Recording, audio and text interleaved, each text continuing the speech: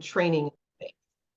So one of the big takeaways from the study was that dogs from the dog-human play group, so those who got to engage with people in play, needed significantly fewer trials and made significantly less errors when compared to the control group. So dogs who were trained in your typical fashion, let's go through some steps, here's some clicks and rewards, and now go take a rest. And this was in studying a novel task. So how did they approach problem solving, things of that nature? Really, really important and valuable to think about. Can play be used as a way to reaffirm the learning process?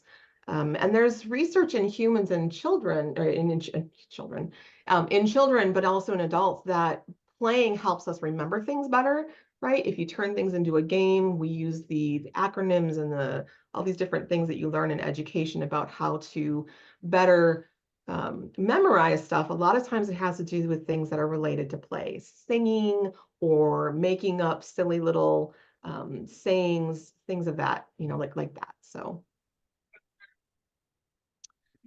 there's also evidence in some of the research on human dog play to suggest that they really do understand us to some extent. So there are definitely things within the dog training and behavior world that dogs don't think of us as mimicking them, right? For example, a hand is never going to be a muzzle to a dog. But we can do a lot of the behaviors that can have a very mirroring effect. So Nicola Rooney and the team in the UK, they were studying, this is John Bradshaw, so some of you might even know the Dog Sense book, that's him.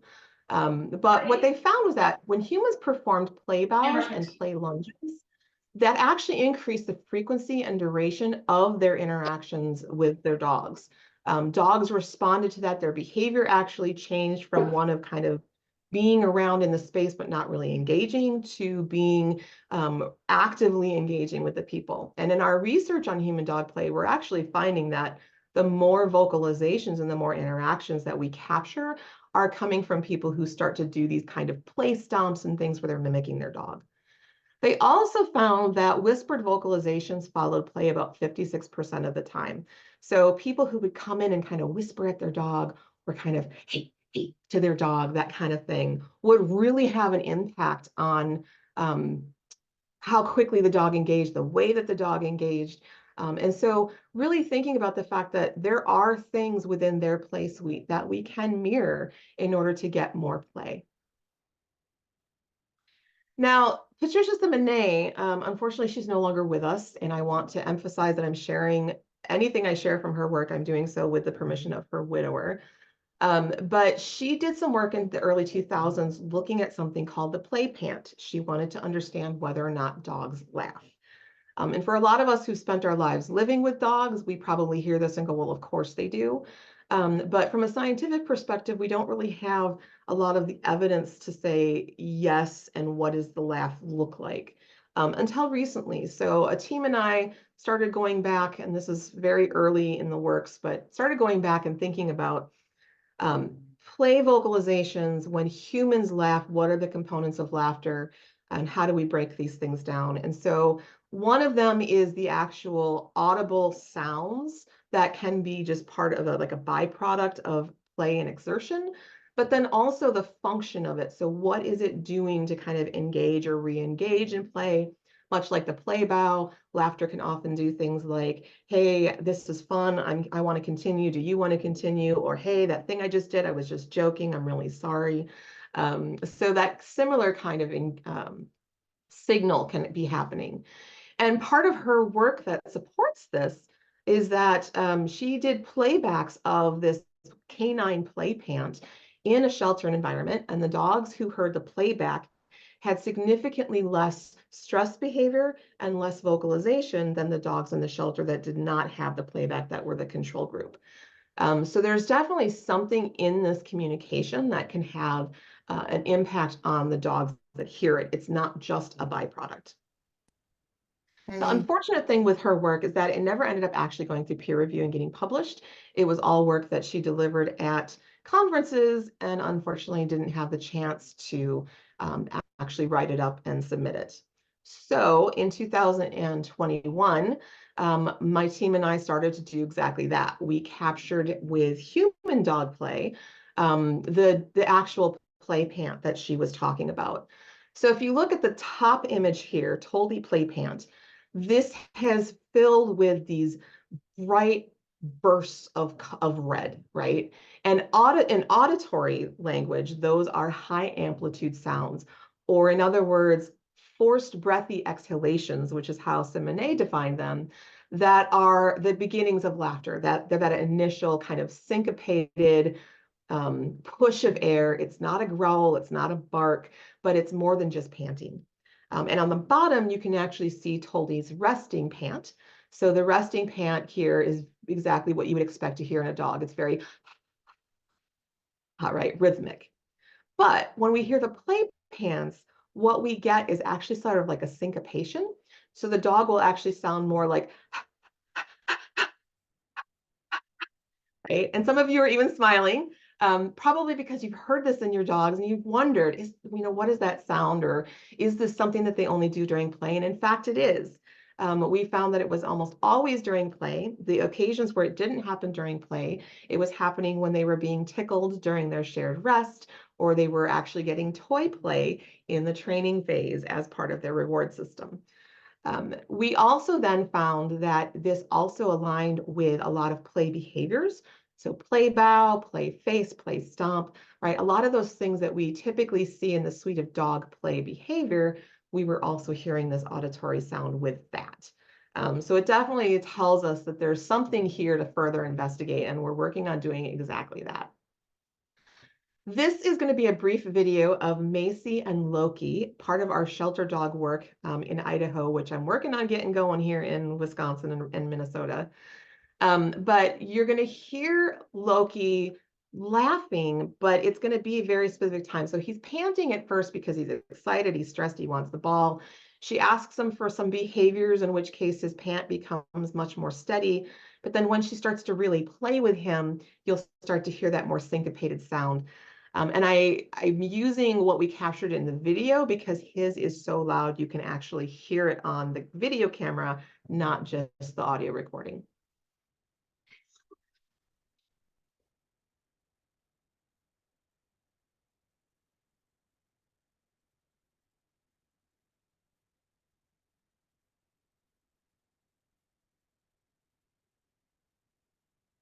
Back to get the toys.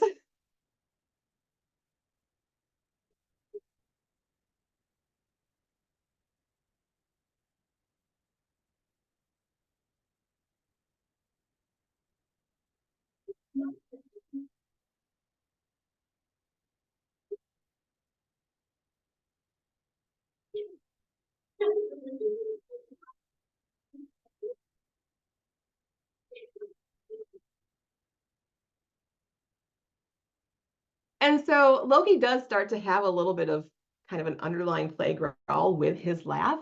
But I want to point out, this is the first time Macy and Loki ever met and played together, and they absolutely fell in love. Macy was probably Loki's biggest cheerleader in getting an adoption because she was really concerned that she'd end up adopting him otherwise. So what I really want to emphasize is kind of a take home for us as trainers, as we continue to do this research, the importance of thinking about how valuable it is to really be playing with our dogs, listening to the types of vocalizations, not just the body language, and not just the big obvious things like growls and barks. There's ways we can be rewarding them. We can be laughing back. We can get goofy with them, right? Don't be afraid to look silly and encourage your clients, right? Bring people to classes and ask them to just be dorks with their dogs for 30 seconds and see what happens, right? Learning to speak dog, right? Really getting them involved. And so the last thing I want to share as quickly as possible. This is a picture of a dog named Fiona. She was a shelter dog. She really was listed as kind of a high energy, not a beginner volunteer dog. What we started to do with her was use toys and play as her rewards for sitting nicely, for coming to us. And it was as simple as making sure we had more than one toy at a time so that she wasn't jumping up to take the toy that we had. We could reward her for sitting by throwing the toy and then picking up a different toy as she came back. And it only took her about a week or two to finally get adopted once she understood what it is she was being asked to do. Right. So puppy season's coming. Play with the puppies in class. That'll help you make some money too. And thank you very much. There's my contact information. I went over 20 seconds. I'm very sorry. But I'm excited to hear what everybody else has to share too. Okay. Thank you so much, Shelly. That was awesome. Really appreciate you. And I am going to turn it back over to Bailey as soon as I. Stevie will be next. So Stevie works with clients virtually and was the first trainer with Possibilities to work exclusively using that modality. Her specialty, oh, you made me the host. I think I did. I tried to do both of you so that you could have control the whole meeting and then the speaker could. I didn't want to do it during Shelly's presentation in case it cut her off. So I was picking them up. Perfect. Okay. I just want to make sure Stevie could share if she wants to. So, did you get the notification, Stevie? Yes, I did. Perfect. Okay, perfect. Then I'm going on mute. Stevie works with dogs with behavior problems, including separation anxiety. And working virtually has been beneficial in keeping the dogs calmer and ready to learn. And owners are empowered to handle their dogs through the whole process. Stevie, welcome. And please go ahead. Hi, thank you. Can you guys hear me? Everything's okay? Okay, good. And can you see my screen there? Okay. Okay, I had some problems with Canva yesterday, so I had to come up with a quick workaround redo on some of this stuff. So hopefully it goes as smoothly as I hope. So anyway, yeah, I've been doing exclusively virtual since 2018, which I think it was really difficult getting going. And unfortunately, the pandemic had some beneficial result or beneficial, effects. It forced people to pivot quickly, be creative and adaptive, which not everyone is. But there's a lot of more tools and platforms available now. It changed the way that we talk about work. Because it was so quick, we had this big, explosion of virtual options, but now the pendulum is swinging. We've got a lot of people with some Zoom fatigue. People are returning to the office. They want normal again. And unfortunately, I think some of the virtual stuff had to be implemented in less than ideal situations. We can still take from that though, that there is things that we can develop in dog training beneficially using Zoom. Obviously, we can use it as a substitute or a replacement if the roads are bad, if your client's child is sick and you don't want to be exposed, if you're recovering from something, all these reasons just to kind of meet virtually once in a while. That's valid. We can develop virtual consultations and virtual training, not just the consultation, in conjunction with, so side by side, you can plan some virtual, some in person in your packages, especially for things that, maybe don't need the dog there or background information, that kind of stuff. And obviously to help the client's dog stay under threshold. Do be careful if you choose to meld the two together, that you're sending a message that somehow the virtual stuff is preliminary foundation. It's not as important. And the real training takes place once you get there. It can send the message. So be aware of that in how you word things, how you present the virtual aspect of it. Another way that we can use virtual is as a complete model. And we've got lots and lots of examples of it. There's, Fenzi Dog Sports Academy, there's Agility U, there's others. Lots of trainers are offering classes on Thinkific and other kinds of platforms. Conferences, of course, now oftentimes have an in-person and virtual option. after years of just virtual conferences, which was wonderful because it allowed us to get to a lot more conferences when we were stuck at home. There's obviously webcasts or, webinars, podcasts. If I want to teach a specific trick, I'm going to go to YouTube and check out if Kiko Pup's got it on her channel. Even those behavior issues can be addressed. And the obvious first one is separation anxiety. Milena DeMartini has her whole self-paced virtual course available for clients. So it can be a complete model. If you do choose to use this, I really encourage you to examine any biases you might have, because how you think about virtual is going to affect the language that you use in your marketing and advertising. It will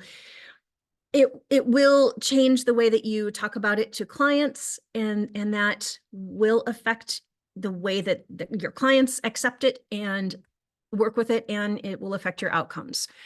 Some of the biases that can crop up are, sorry. There we go. Thinking things about the client that the client won't understand what to look for. There may be some anthropomorphization. Your client won't know the very specific subtle body languages or body language elements that to look for, and they won't report those accurately to you. There can also be assumptions about the platform that I can't step over to the side and get a better view of the dog. I can't, as a trainer, see the whole room because I want to know all the antecedents that are affecting a dog's behavior. I can't hear the child that's running through the kitchen or the dog in the neighbor's yard that's barking, that's affecting the dog I'm working with. We can also have biases about the topics, whether the behavior issue is too complex, or we need certain equipment that we can't expect the owner to have, or we need access to other dogs in order to practice. A lot of these can be creatively overcome. We're always looking at behavior slightly differently than the way that the client is looking as well. We tend to look at a dog's behavior as indicative of their state of mind, predictive about what they are going to do, whereas a client sees behavior as, they see the behavior the dog does, they're reacting as well. That's why they called us. So we're already looking at behavior in a slightly different way, and we're coaching clients to look for certain things. We can still be doing that over Zoom. We can see the effects of all the antecedents in the room, in the environment, on the dog's behavior. So we still can see, even though we can't see the whole room, we can see how that room affects the dog.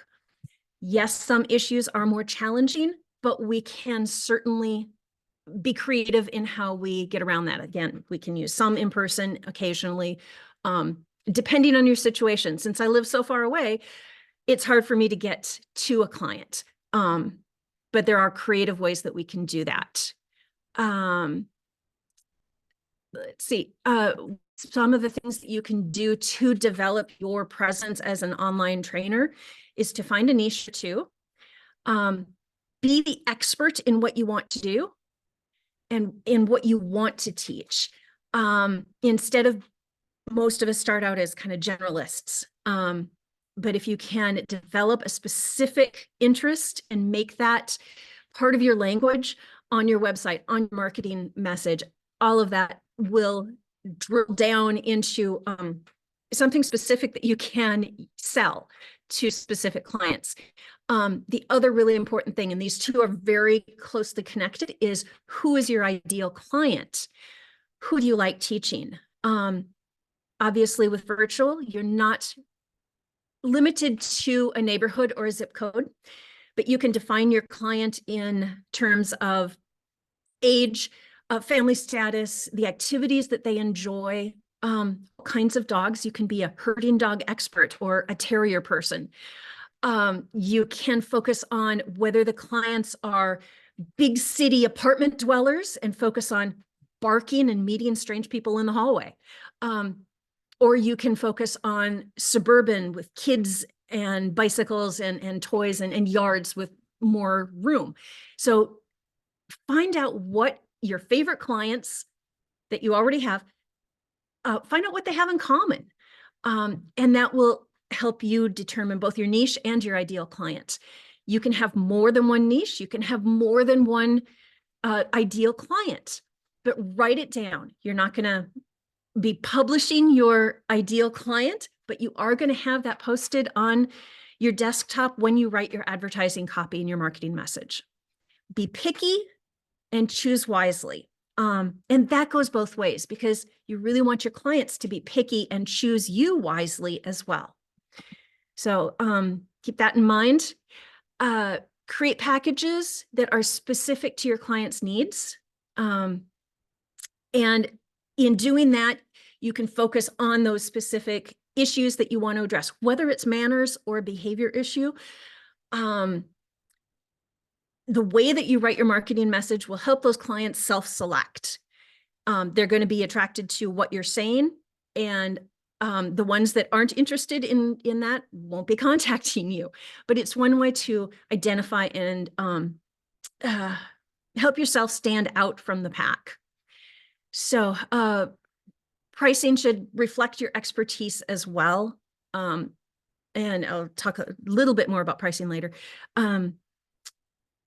Your advertising also is directed in the places where your clients are likely to see. So having specific packages can really help drive clients to you. Even though many problems are comorbid with others, that's okay. You can certainly work with many issues, but having some focus really helps focus your clients. If you're focused, your clients will be focused and focused on addressing the issues that you're working on, not just kind of, oh, whatever. Okay, we're working on reactivity, but can I ask you about counter surfing too? It avoids some of that a bit. So ultimately, one of the perspectives that I have come to realize is that dog training isn't a volume business. It's partially true. Obviously, more dogs coming through the door means more money. But that's only partially true, because if every dog coming in the door, again, with dogs not being a service industry, you don't have to serve everyone that steps to the counter, everyone that clicks on the website. That kind of thing is going to burn you out quickly and prevent you from addressing those problems that you really want to, and being fulfilling and having the time to do the work that you want to, and as well as having a life. Think of dog training as a value-added business instead of trying to get everyone involved. Think of the idea that if anyone gets a puppy and says, oh, I guess I got to take it to beginner's obedience, how dedicated are they? You want your clients to say, hey, your business is the puppy class I want. So having that attitude will come through in your marketing.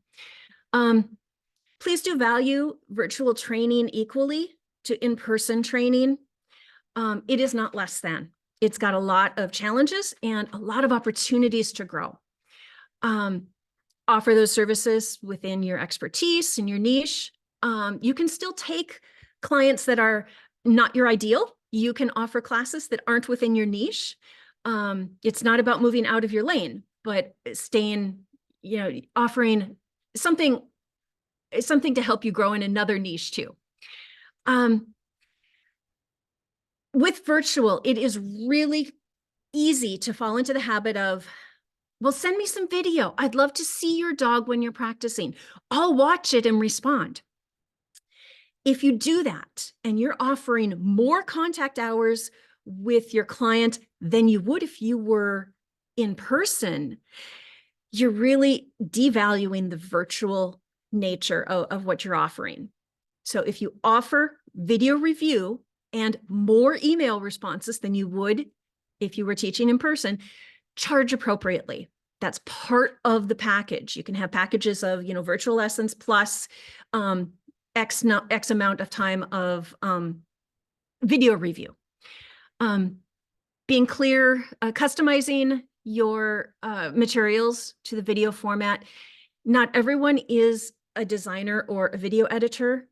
There's lots of stuff out there that you can use. But as you are able, start rewriting and branding it yourself, so that you are able to support the continuing I'm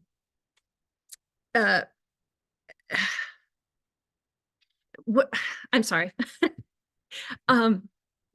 Okay. So yeah, there are ways to support the virtual aspect in addition to in-person. You do have to sometimes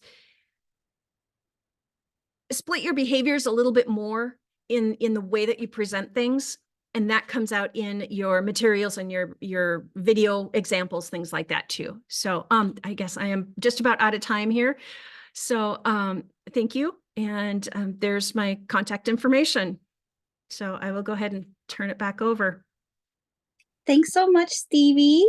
Could you pass co-host to Sarah Bostock? Okay. There. Oh, I just did it. Someone. Thanks, Anne. I was No figure problem. so. And Thanks. Sarah, while you get ready, I will introduce you. She's going to talk to us about Intro to Dog Sports.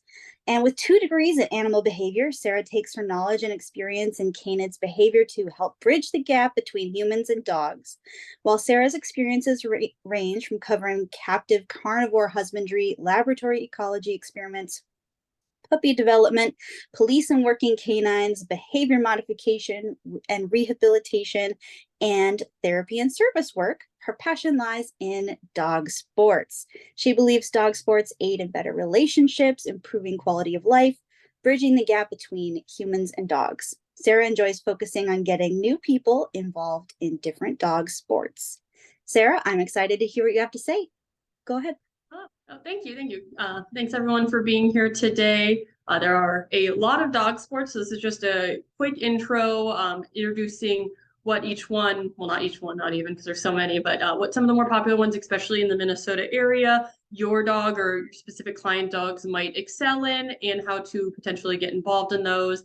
If you forget a specific site or what was this one organization that did this, both the Facebook group we're in here for, the Minnesota Pet Dog Trainers, as well as Dog Snobs of Minnesota. Both those Facebook groups are great resources to either post, hey, I'm interested in this, I don't know how to get involved, or just search. A lot of people have already posted those. So if you do forget, or if you don't, vibe with any of the facilities that I've listed here, there's so many and so many ways to get involved. But hopefully you might find a dog sport that either you are interested in getting into, or some clients that may really help them get involved here.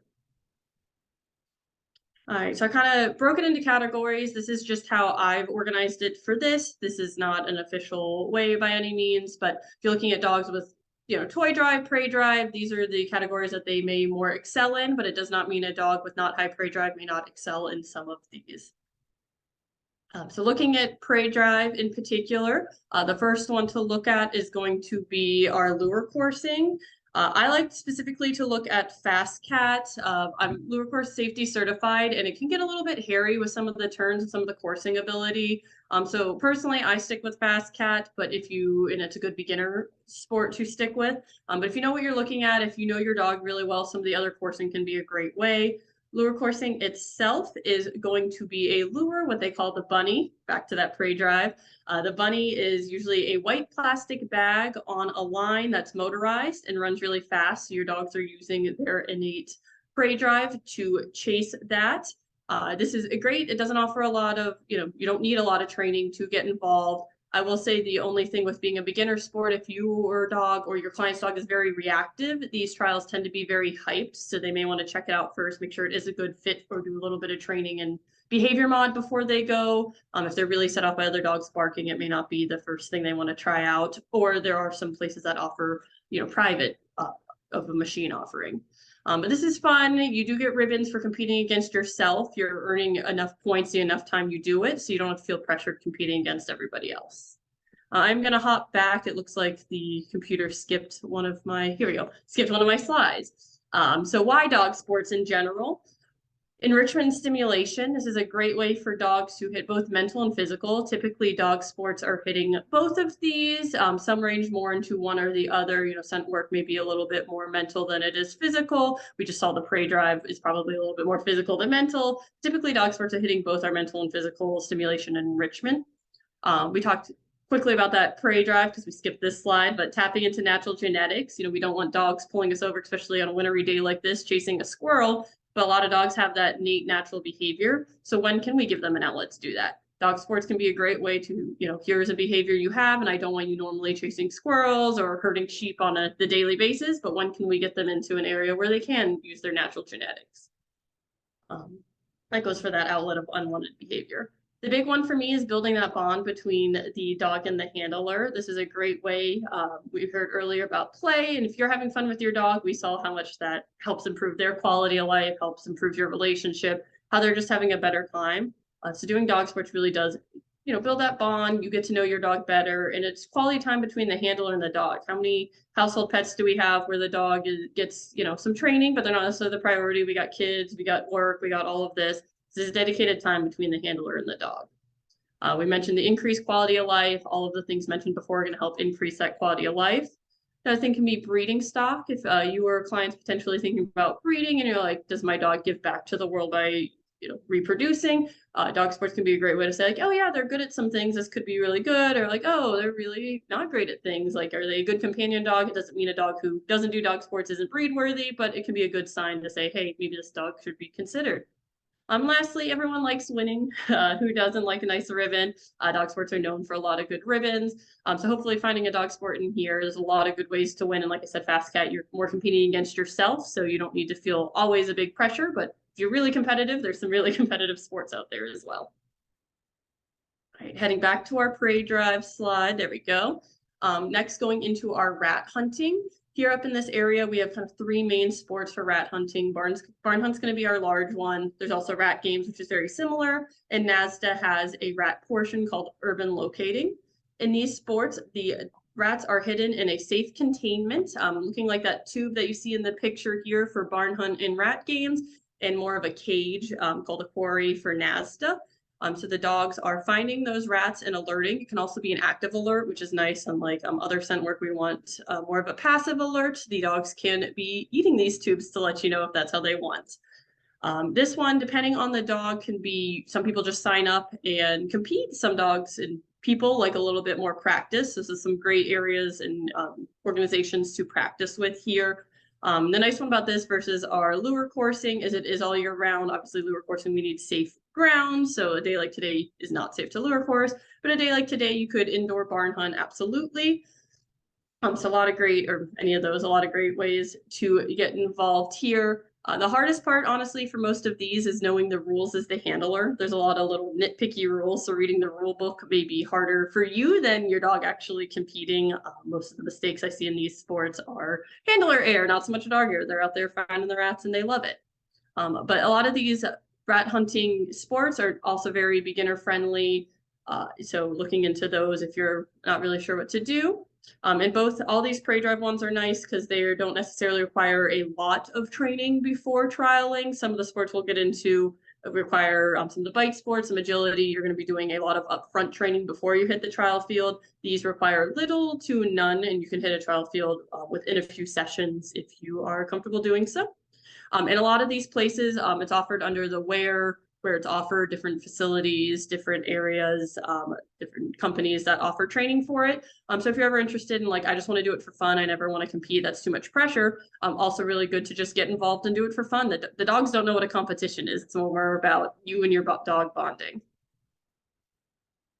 All right, going to the next slide. And then we have our toy and kind of fetch drive here. I've put that under.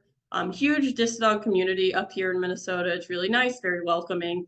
Great beginner sport. Again, the one caveat to that is a lot of these events do take place off leash. So if you're struggling with recall, finding one that isn't a fenced in area or working with some training before on recall might be important. Toss and fetch, absolutely amazing way to get involved. It's literally toss and fetch. It's in the name. That's how a lot of people enter the disc world. But UpDog is also very beginner friendly. That's going to be lots of fun little games with the disc. The picture there, it's a pairs toss and fetch for UpDog. So 2 people playing with 1 dog. Typically more seasonal due to the weather, but there are some indoor competitions as well. There's one actually yesterday in Rochester. So all around the Twin City area and Rochester tend to be the hotspots for disc, but it is all around the state and into Wisconsin, and Fargo is starting up as well.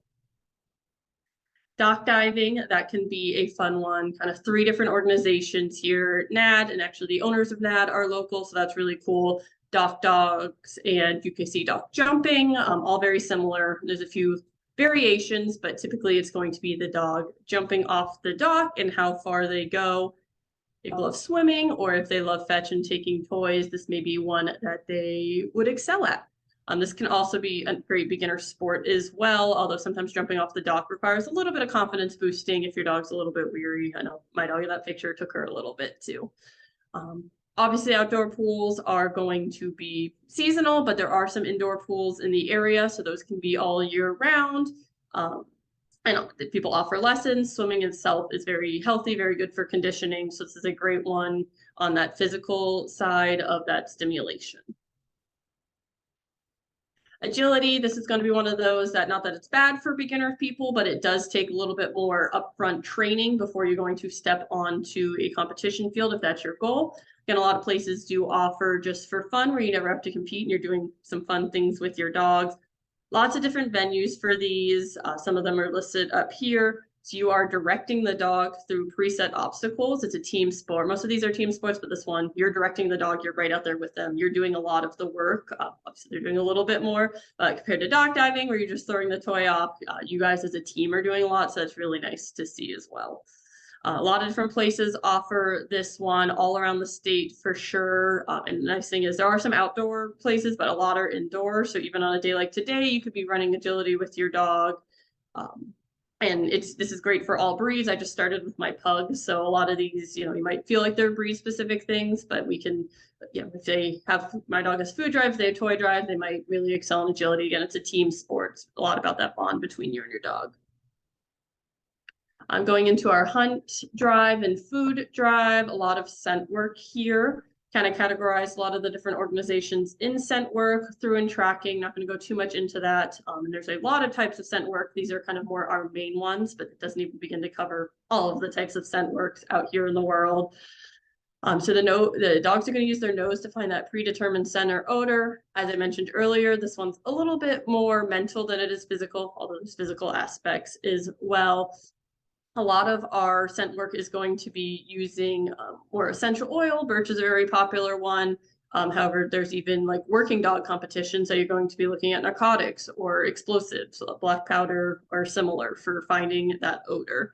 Again, all year round, a lot of classes out there. I know it can be harder to get into competitions, so keeping an eye out for those as well is super important. This is a great one to even just if you have a snow day and you have some of the whatever odor you put them on, hide it around your house, have the dog hunt it out. So you're doing something with your dog, even in a non-trial setting, that's very stimulating. So that's a great sport that can also be used all year round. NASDA we briefly talked about in the rats, but they have some other types of scent work as well. Shed hunting, lost item, trailing.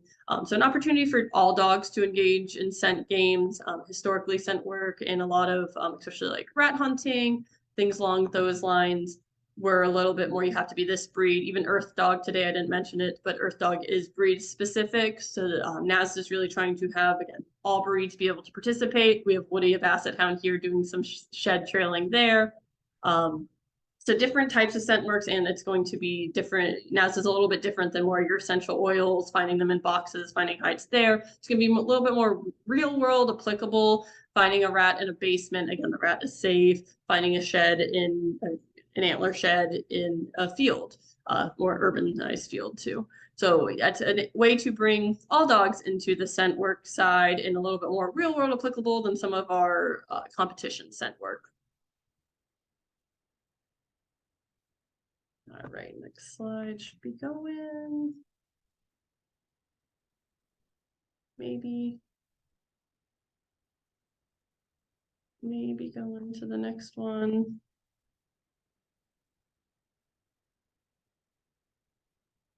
Maybe not. It looks like it is frozen.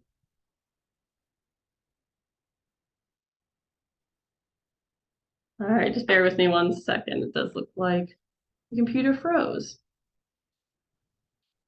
Up. No, it went too hard. All right, obedience sports. So breaking this into both competition obedience and rally. These can be a great beginner sport. I specifically really like rally as a beginner's sport. I honestly prefer rally a little bit more than competition obedience, but both can be really fun. Again, we talked about some of these sports that are more team oriented. All of these sports is going to be you and your dog, but these ones you're out there with your dog, you're navigating the obedience that needs to be done, you're communicating with your dog. The rally as well, going through a course of signs, and there's an example sign right there.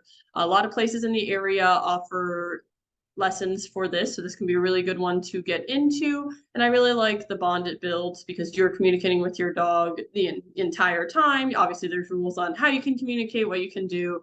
The competition obedience is exactly what it says in the name. There's, depending on the level, specific things they are looking for. Rally, we have our signs, which does take different portions of obedience, but the cool thing is you might not know exactly what you're going to need that day until you get there and go see that sign. So a little bit more element of surprise. If you're a creature of habit, competition obedience may be more for you. Also, depending on your dog, we can't always think what we want as the handler. The dogs get bored of the same thing every time. They may enjoy rally more, or if they're, again, also creatures of more habit and they like to, they do better knowing exactly what to expect, competition obedience might be better for them.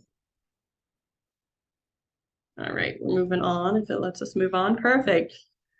Bite sports. This one can be scary for a lot of people, especially because we're thinking pet dog trainers. I don't have a Malinois, I don't have a Shepherd, I don't want a Malinois. They're definitely a lot. We have corgis come out to bite night. We have border collies, bullies. So off breeds can absolutely participate. They can compete. It's off breed, so it's a little harder, but they can absolutely do it. We have our sleeved, we have our suited. I won't go too much into them because it is a little bit more specialized, but we do have bite sports in the area, and it's not just for you Shepherd and males. Pulling, mushing, again, a very large community up here, very supportive, very helpful, can be a great beginner sport. So breaking that mushing, joring, bike joring, skijoring. But there's some people out there doing it right now. Been waiting for the snow all winter, and it just got here. I know it's been a dry one for people who like more of the snow joring. Great way to get involved in this area. A couple good Facebook groups. Obviously, emphasis on the physical side here, but dogs absolutely love this. Dogs love running. Also on that same side of that mushing pulling, we have our weight pull. UKC weight pulling up here does happen. So most common sport. GRC is starting to get started up here. There's not too much about it yet, but keep your eye out for that. There'll be a little bit more, but weight pulling is a component of that. Hopefully it'll be more coming up here soon. And the last one real quick, I don't do too much with this, but wanted to just mention it. It's going to be our herding, where dogs are judged on their usually sheep, but also other livestock or other animals, or even big balls. More seasonal. No one wants to be out there in negative degrees herding, although sometimes farmers have to be. But just kind of the last one here. I don't have too much information on that, but didn't want it to go unmentioned since it is up in the community here. Thanks, Sarah. We're at time. That was Perfect. awesome. Just finished up, so fantastic. You did great. Thank you. That was awesome. Of course. Lovely. Ray is going to be our next speaker, and Ray is an IAABC accredited dog trainer who began his career in 2020. He got his start in the dog world at age 15 when he owner trained his first service dog with Lascapero. When Ray and Winston finished high school, he dove straight into Catch Canine Trainers Academy. He does puppy camp, teaches group classes, in-home day training, and recently joined Atlas Assistant Dogs as a volunteer team facilitator. He aims to help dog owners build rewarding relationships with their dogs. And Ray, if you're ready, we'd love to hear from you. Thank you very much. So I'm just getting my screen share set up here.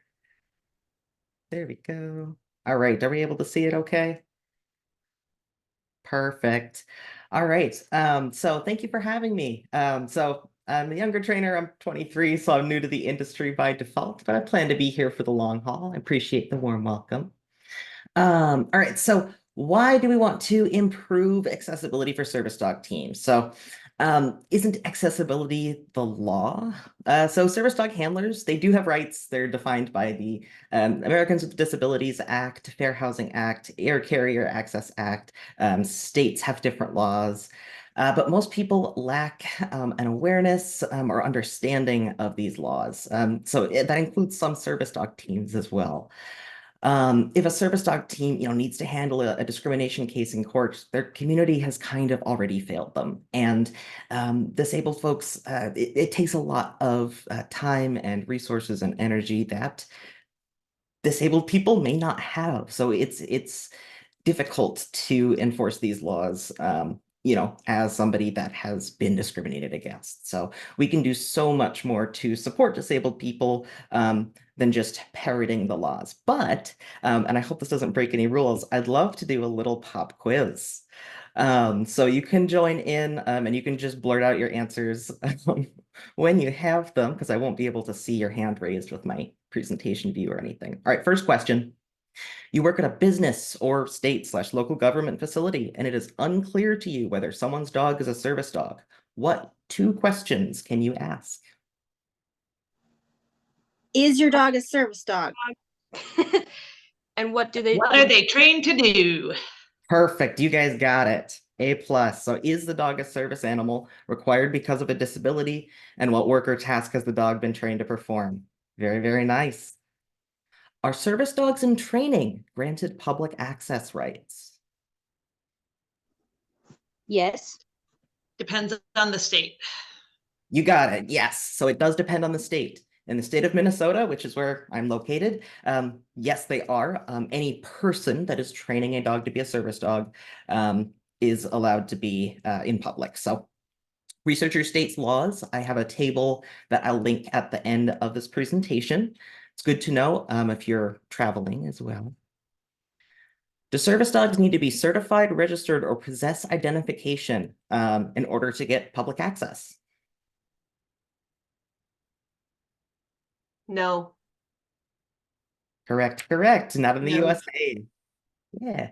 So Canada, I believe, does have a certification or registry system. I'm not super familiar with it, but in the US, at least, we don't have any of those. There are companies that will be the first advertisement to pop up on Google when you search for service dog information, claiming to certify or register dogs.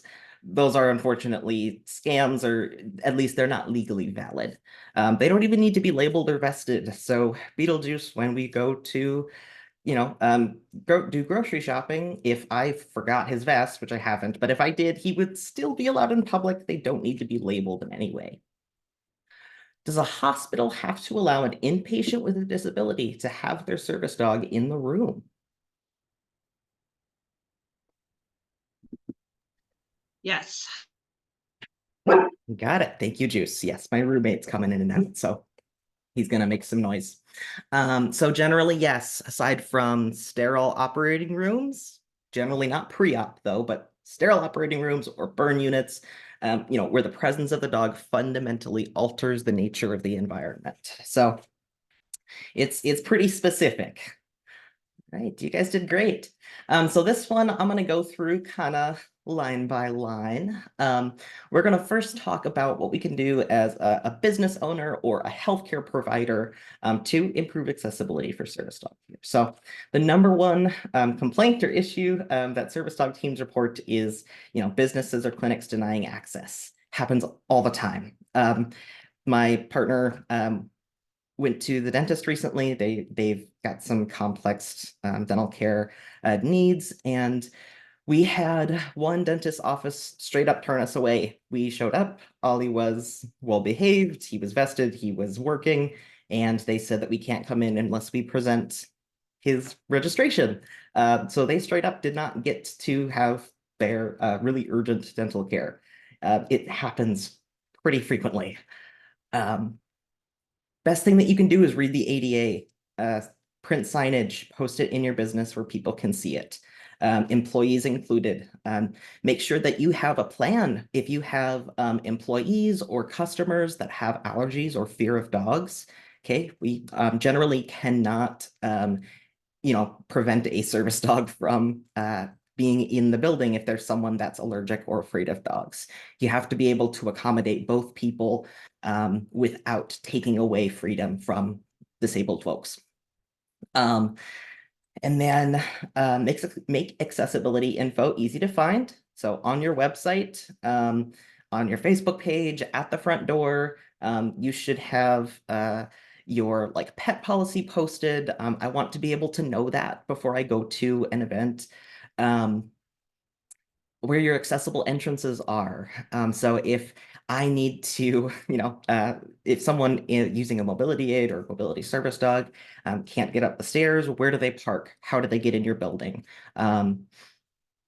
Maps are really helpful. If you've got patrons that are blind or deafblind, being able to have a digital map of the building or the event space so that they know where things are located is really helpful. Seating as well. If I need to go and find the hostess to bring me to accessible seating, where are they? Do I just walk in the door and start asking random people? So make sure that you've got that information posted. It makes a big difference. Okay. Memorize the 2 questions and then know what to do if someone gives the wrong answer. If they aren't, if they're not answering those questions, quote unquote, correctly. So if their dog is a service dog, but they don't have a disability, or, if their dog's an emotional support animal or just provides comfort, make sure that you know what to say without, offending people or allowing fake service dogs into your business. So know what you need to do. And then know when it's time to ask someone to remove their pet or service animal from the premises. So this is a trickier one, but the ADA does have guidelines for service dog behavior. They're not super extensive, but there are some really basic ones to be aware of. If the dog is out of control, aggressive, or is having accidents, and the handler does not take immediate action to effectively control that, they can, and in many cases should be asked to remove the dog from the premises. Okay, that does not need to be that does not mean that you have to ban that customer. It might just be that the dog's having an off day, or they haven't prepared well enough with their training. So you can ask them to remove their dog from the building. Aggressive pets also pose a safety risk to service dogs. So if there is a truly aggressive dog in the building and you choose to keep both of them, in your perhaps pet-friendly business and somebody working with their service dog, that might make them a little bit nervous. Dog attacks and service dogs are unfortunately pretty common. So just moderate it. And then remember that, good dogs have bad days too. None of this has to be, saying, okay, well, your dog is obviously fake because they had an accident one time. So yeah, be nice to people, but that's that. And I wanted to linger, ADA violations are pretty serious. So fines are they're pretty high. First violations, $75,000 you can be fined up to for that first violation or that first incident, and then $150,000 for additional violations. It's pretty big deal. So it's good to be aware of it. Here's a couple of those signs. These are specifically the like Minnesota ones from their website. The quick reference guide is the impersonating a service animal is on their website, as well as this 2-page quick reference guide, which is really helpful for employees to note. So it's a good thing to have maybe in your handbook or, near the front door, so that if folks, aren't really sure what to do, they can just quickly open it up and scan through it. We're going to move on, and I'm not going to go through this line by line, but there are things that we can do as a friend to service dog handlers and people with disabilities. Photographed here is Ollie, my partner's service dog at the Renaissance Festival. I just think this photo is adorable. That's all I wanted to say about that. talk to your friends about what they need. Disabled people are not a monolith. We have different preferences, and they're fluid. They're going to change over time. So, you know, talk to them about how they want to be spoken to. If they are comfortable with you disclosing their disability to others. Um, you know, what are you going to do, or what do they need you to do when they are having some problems with access, if they're being challenged by somebody? You know, some folks really want to have their friends to fall back on to help say, hey, you know, you can't actually kick us out for having their service dog. And some folks prefer to handle that themselves and have some independence. So know that ahead of time. Um, and then if they plan to visit your apartment, this is a weird one, make sure your landlord is aware of the situation and they're not going to cause any problems. The Fair Housing Act applies to most types of housing and most rentals, not all, but most. And the rules are a little bit different. You'll definitely want to take a look through that. But yeah, in general, by the way, apartments that fall under the FHA cannot, part of their accessibility requirements is that folks with service dogs are allowed to visit as a friend, but they have some slightly different requirements. That's all I'm going to say there. Drink of water. Woo. So as a community member, so as just a person that lives in the world, share the responsibility. Talk to your local businesses, your community centers, clinics, schools, workplace, your friends that own businesses, your family members that you know own businesses or work in customer service or as a receptionist, etc. And just kind of chat with them about, you know, what our current laws are, because it's not easy for folks to find. Like I said, if you try to search up service dog information on Google, you're probably going to end up on one of those, you know, fake registry websites first, because those take up a lot of space. It's tough for folks to educate themselves without knowing where to go. Keep accessibility in mind at every step of planning events. And really every step, it's from selecting a venue to, you know, what's our seating going to look like? Are we playing music? And if so, where are speakers located? There's a lot to keep in mind there. If you're not super experienced with that, hire a consultant to help you.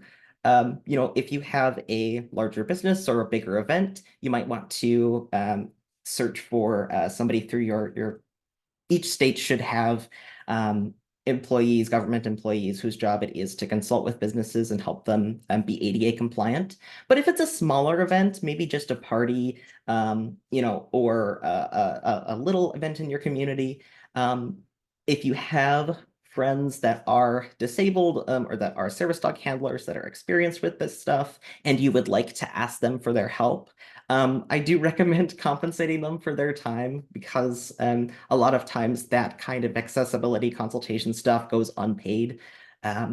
So compensate them if you can. It makes a big difference. And then out in the community, going about your day-to-day life, be courteous of working dogs. Okay, so no touch, no talk, no eye contact is a big one. Teach and model this behavior for your kids too. You know, we're not making a big deal. We're not pointing. We're not taking pictures of people without their consent. You know, we're being respectful of them. In general, I just kind of ignore the dog. You're welcome to ask the person questions. Try not to ask questions to the dog correctly. That happens a lot. And then if you have a pet dog, make sure you're giving service dog teams space. Even if your dog is super duper friendly, I mean, you guys are pet professionals, or a lot of you guys are, and so you know your dogs really well, but service dog handlers don't know, you know, from a stranger's perspective, whether or not your dog is safe, and they've got a lot on the line, so just give them a wide berth. And then this is a little bit more niche, but fake spotting online is a thing that happens from time to time. And so what fake spotting refers to is folks will, sometimes with a picture, sometimes not, they'll post online or on social media and say, hey, I saw this dog at the Mall of America, and it was just this little white fluffy dog wearing a vest from Amazon, and I don't think that was a real service dog. And that's so shameful that they would do that. And it's like, unless you are, intimately aware of this person's situation, you don't know that their dog is fake.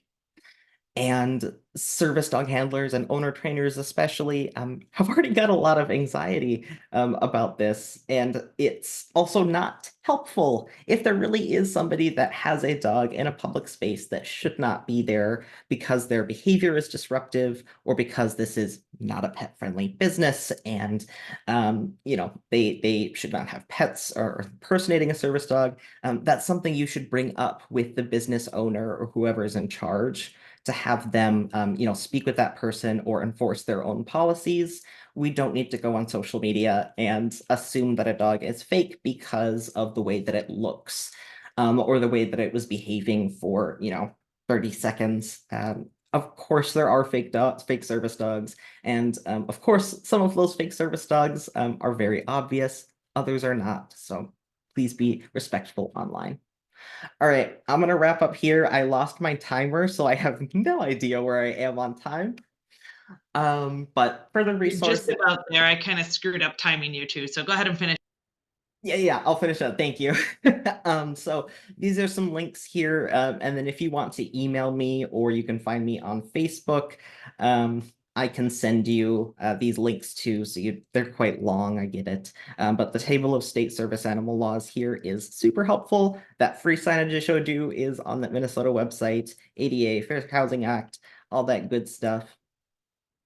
I'm gonna leave you with that. Thank you so much for your comments and for joining me for this one. Thank you, Ray. Such a needed reminder, and thanks for taking this on. Next, we will have Lindsay. Lindsay is a certified professional dog trainer. Her hyperfixations have taken her down rabbit holes of tricks, sports, cooperative care, and behavior modification. Lindsay tries to use low frustration training methods and loves to split behaviors. And she's going to be talking to us about training holds. I'm very excited. When you're ready, go ahead. All right. Can you guys see my screen? Maybe? Oh, I have to do screen sharing. That would help. All right. Once more with feeling. Hey, there we got it. All right. Cool. Oh wait, did I not also put my camera on? My goodness, I was trying to be so respectful earlier and not have the thing on. All right, yay. Okay, now once more with feeling, for real. Once more with feeling, the finale. There we go. All right, so a very important skill for any dog to have is holding objects for taking cute pictures of them. It's kind of essential. There's a lot of different ways to teach dogs to hold objects. A really common one is shaping a dog to grab an object, and anytime they interact with or grab the object, you click and treat that. Another one is reverse luring, where when the dog has the object in their mouth and they're doing the correct behavior, you open your hand to show them a treat to let them know that, like, hey, the treat's on the table. You're going to get that particular treat if you keep doing the thing that you're doing. But if you drop the object, I'm going to close up my hands. There's a variety of different ways to train this, and they all have different pros and cons to getting that end goal behavior. I find that I really like just back chaining it and having a very clear end goal. So when I'm teaching a dog to hold an object, it is contingent. This method I'm going to do is contingent on the dog already having some toy drive.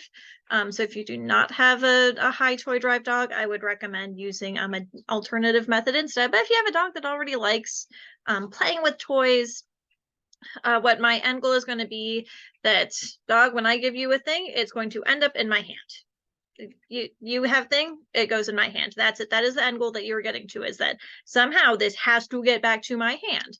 Whether that's having the dog put the object in my hand or hold on to it until I take it from them.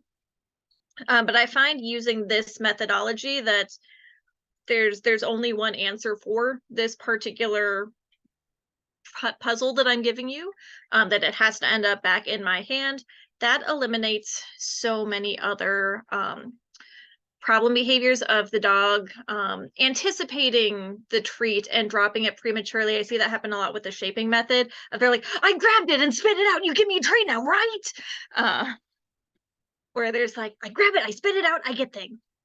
I'm like, nope, there's only one right solution. And so the dog's going to be trying to figure out how to get that object back to my hand. So just a quick little infograph. This was a template, so I didn't necessarily make this, I just edited it. So prerequisite for this method is, like I mentioned, having a dog that will fetch toys, will play with toys. Then I also like to have a hand target, just teaching my dog to target their nose to my hand. I find that really helpful. And then once I have a dog that fetches toys and will target my hand, once I've already thrown a toy for the dog to fetch and they've picked up that toy and they're going to bring it back to me, because that's how fetch works, I cue that target to my hand. And now I'm building a strong retrieve to hand. And then what I'm going to show you guys in just a bit is just delaying that cue. My dog has object in mouth. I am going to cue them to put that object in my hand, but I'm going to hold off on giving them that hand, and they're just going to be stuck kind of waiting there for a little bit, where they're like, wait, where's the thing? Oh, there's the thing. Now I can do it. And then take you pictures of your dogs with things in their mouth, because that is the real goal. Oh, good. Yay, it appeared.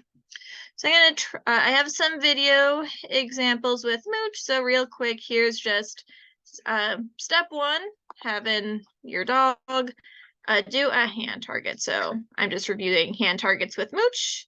I offer my hand, he boops hand. Any second, Sarah will come in here with the hashtag Team Obi, because that is a requirement. But you guys are dog pros, you know how to teach a hand target. Next slide, please. Okie dokie. So now I'm going to do just a little bit of toy play. And I'm going to work a little bit on teaching him to bring the toy back to my hand. So revving him up, letting him get it. I hold hand out. He brings toy back, because this is something we've been doing for a while. But I can move my hand away from him to encourage that shoving the toy into my hand. This time, you're going to see me start to reward him when he specifically gets the toy in my hand. So I'm just adding this to our fetch games of, without me necessarily cueing it, just as we're playing, if the toy happens to end up in my hand, that is my click point. And a lot of dogs will see the click as the end of the behavior and drop the toy at that point. Which again is a little bit of an issue that I see with the shaping version, is that the click tends to end the behavior despite marking the behavior. And so I'm just defining my endpoint as toy in hand. And I'm introducing this concept very early on. So toy in hand gets click and treats. I just seen a couple chats. Boop, boop, boop, boop, boop, boop, boop. So I had a question of, do you want them to just hold the toy against your hand until you grab or take it? In the early stages, any contact that the toy happens to make with my hand, I'm going to accept. And again, that moving the hand away oftentimes will inspire them to kind of chase it and want to smash their face into your hand harder. And that, again, becomes the end goal of, you need to get the toy to my hand. I'm not too picky necessarily about how it gets there, but that very clear end goal of, it gets to hand in order to get the click and treats. To see if I'm missing any other comments. I don't think so. Oh no, what have I done with the chat? All right, I did get my hashtag Team Obi. We're all good. Oh, so now I have that a bit of a retrieve that I got in my toy play. Now I'm going to add in that targeting behavior from earlier with that toy play to hand. So you'll see me warm him up with hand targets first, and then you're going to see me toss a toy for him. He's going to start bringing it back. I'm going to offer my hand and cue my target. Ideally, the dog will still be holding the toy when they target your hand. Click and treat that. However, I did ask for a hand target if my dog happens to drop they had the toy, they dropped the toy on the way back and they target my hand. I still am going to reward that because my dog did what I asked them to do. I do not want to be stingy or confusing about that. But so if that's a known issue that I have with my dog, that they do tend to drop the toy on the way back, I'm still going to reward the effort of the hand target. But if they're bringing the toy back, they do hold on to the toy and they smash their face into my hand while that toy is present, I would jackpot that. That's not something I need to do with Mooch, so he just gets single retreats for that. But if that comes up in your training with your particular dog, we do want to keep that rate of reward very high for these guys. So you are going to see that with Mr. Mooch. So warm up with a hand target. Toss toy when he's done chewing. And then I cue that hand target. He happens to be holding the toy. He gets a reward for that. This time I don't toss the toy, I just offer the toy as kind of a tug type thing. I offer it, and then I'm still cueing that hand target. So you can do both tossing the toy and just offering the toy to them. I would like to do both with the dogs to make sure that the behavior is nice and fluent. And again, we're getting a lot of reinforcement history for that very specific behavior of toy to my hand, which I really, really like. Also, you'll find that there's two camps of dogs. One camp of dogs, when there is something in their mouth and you ask them to move, they spit the object out.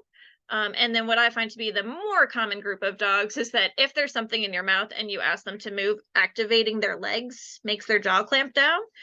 So you may see some of those, but I find that to be the majority, that when they're moving, the jaw clamps down a little bit harder on it. So I also really like that one for getting them to be successful, because sometimes just stationary hold object, they're like, oh, and now it's gone because I'm standing still.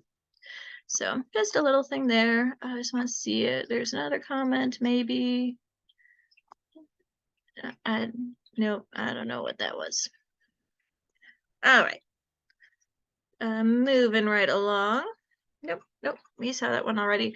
And I'm gonna fade the cue for target. So this is just simple new cue, old cue. I'm now adding a cue for my retrieve to hand. That cue is bring. So it's gonna be the same game as before, but I'm going to say bring first, then my hand target cue. I'm going to fade that out very quickly, so I will no longer be doing bring touch. It's just going to be bring. So you'll see that real quick here. So he takes object.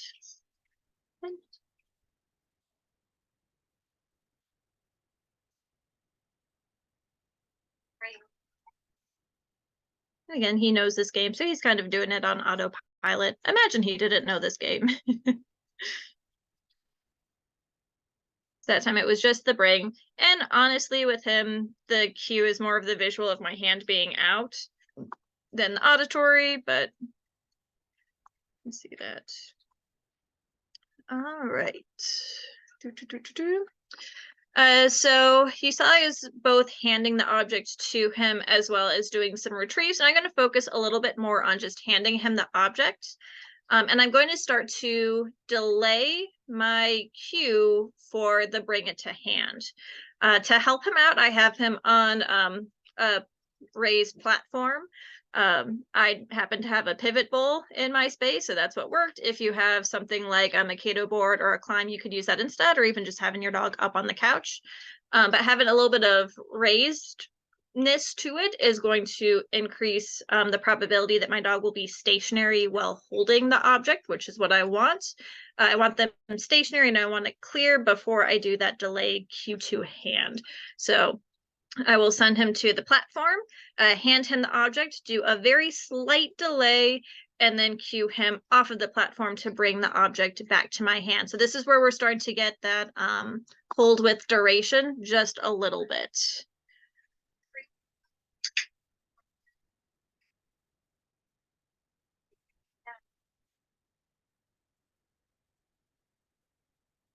There's just a little pause there. I'm not asking for a lot of duration.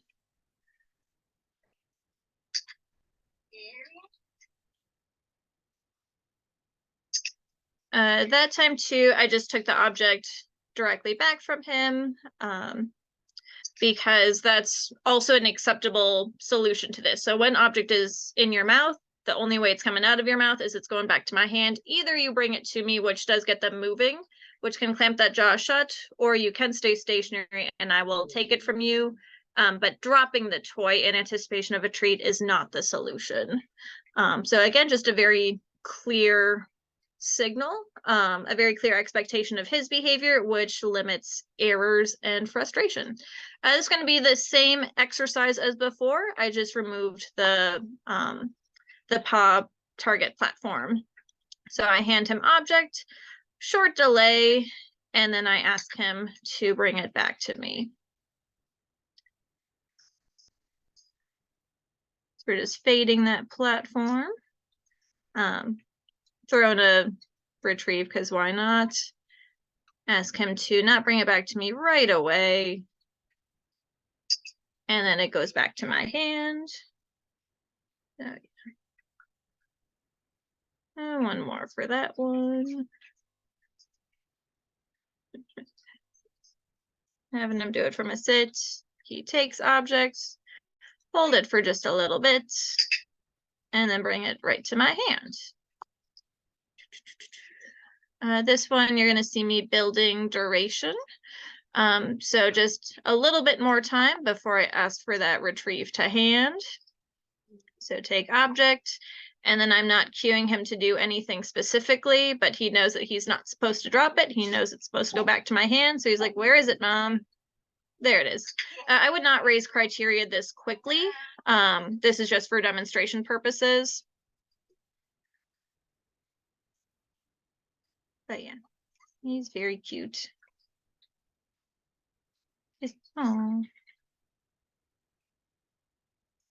This time I take it back from him rather than asking for the retrieve, again, for demonstration purposes. So you can do either or.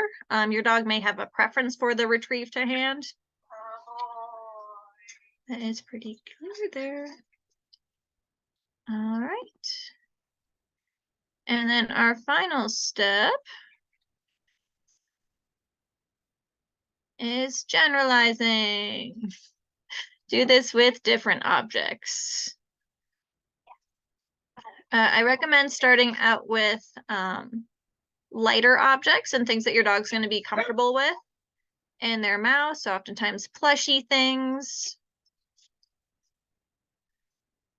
His face is so cute.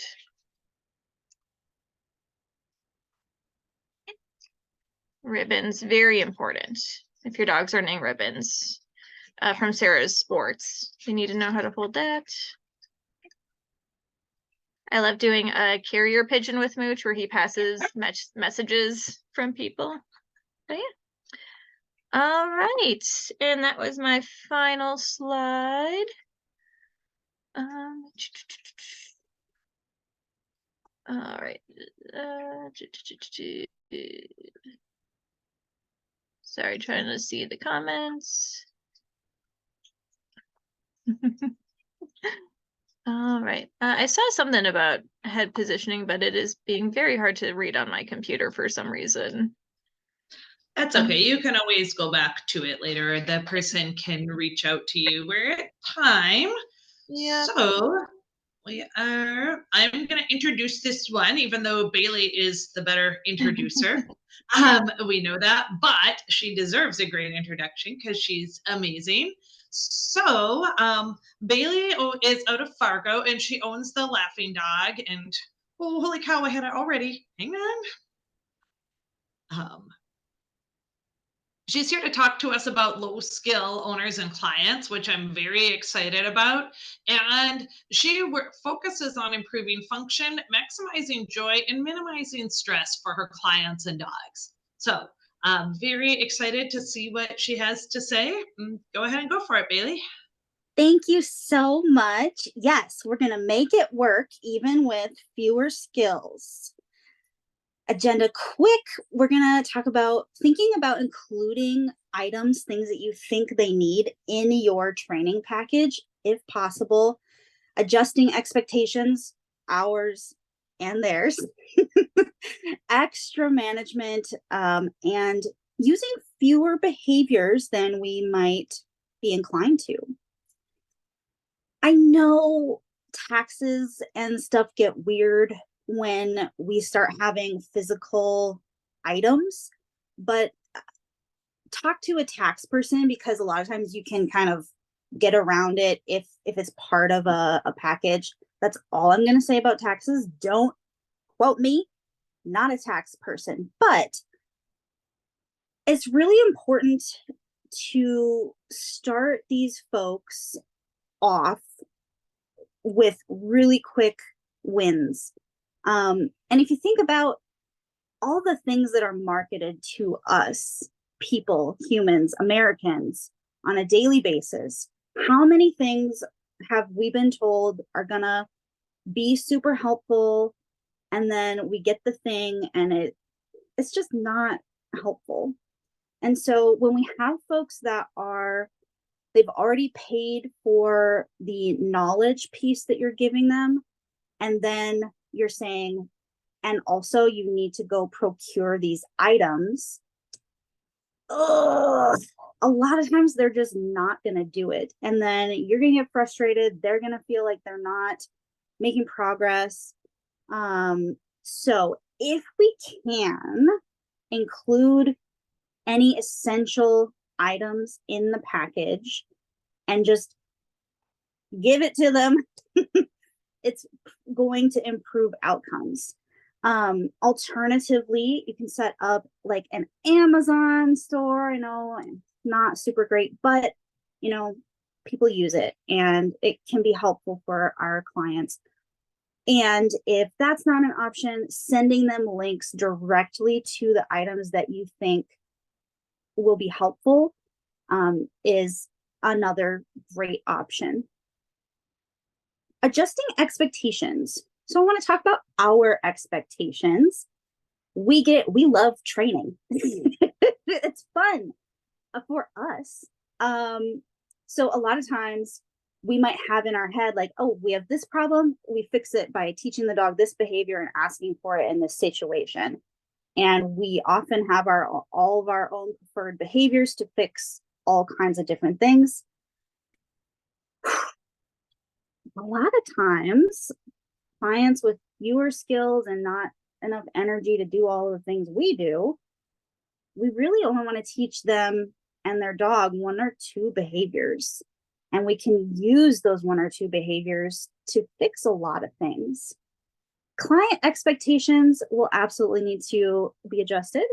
A lot of clients think that their dog should be able to just heel, that competition style heel everywhere all the time. That's probably not going to happen. We know how much effort that takes. But can we get them a longer leash and teach them how to just walk nicely together without hurting their owner? Probably.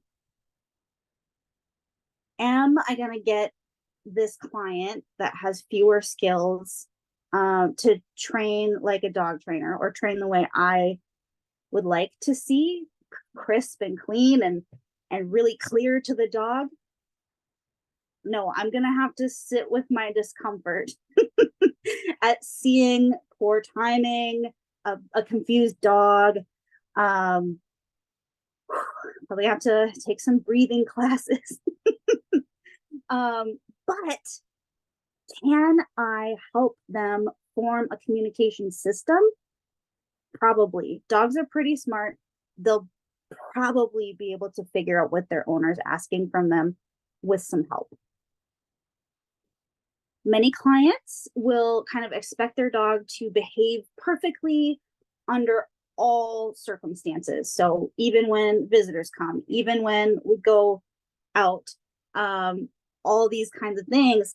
And we know that's not going to happen, but we can safely manage dogs under all conditions, right? And we can teach them how to do that. So extra management.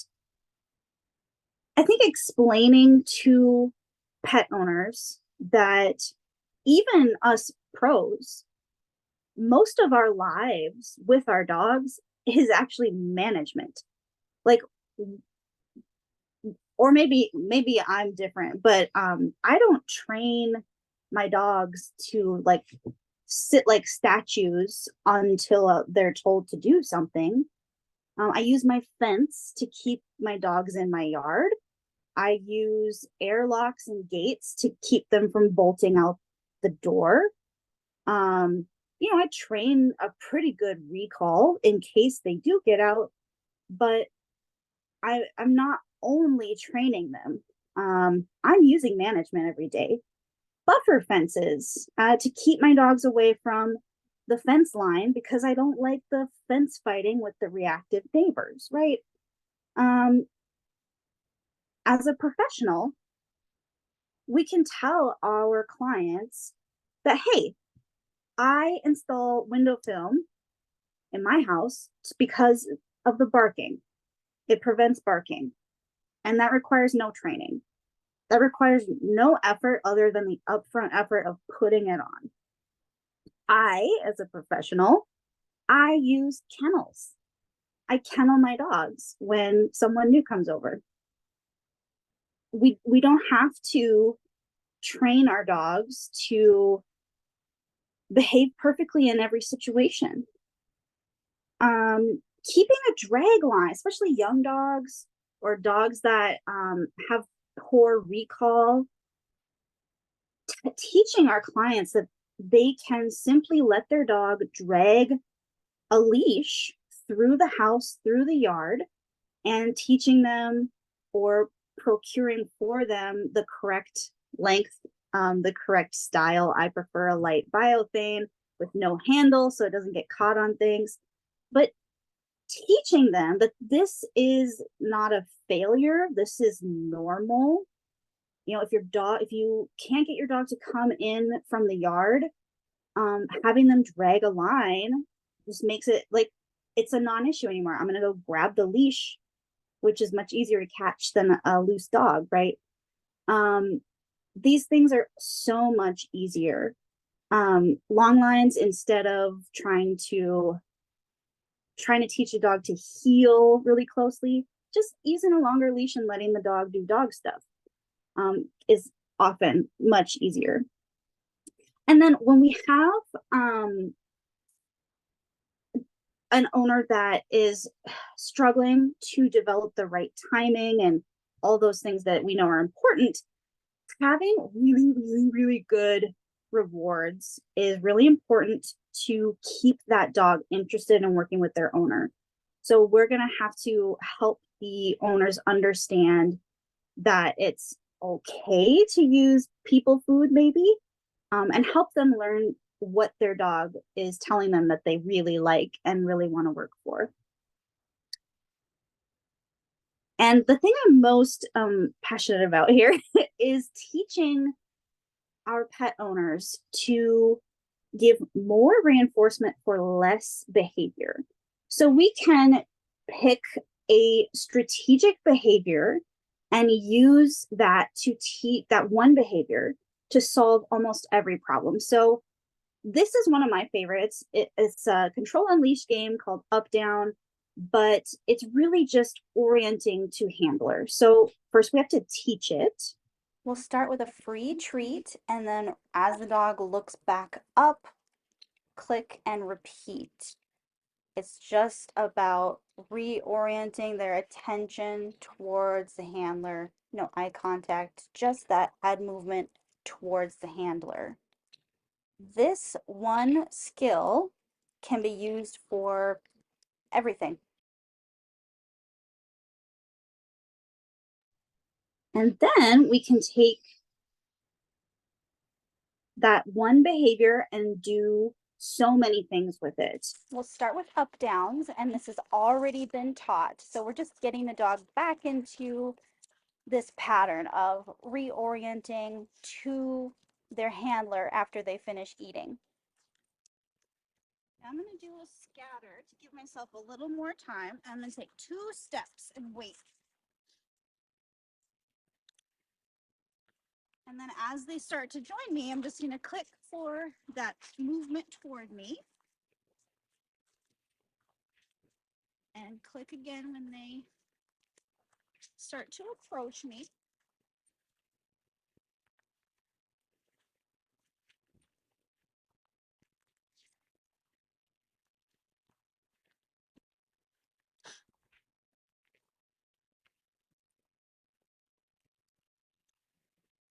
So now, instead of click and then putting treats down, I'm going to click and then take just 1 or 2 steps before I put the treats down. So we're getting used to walking a little bit together.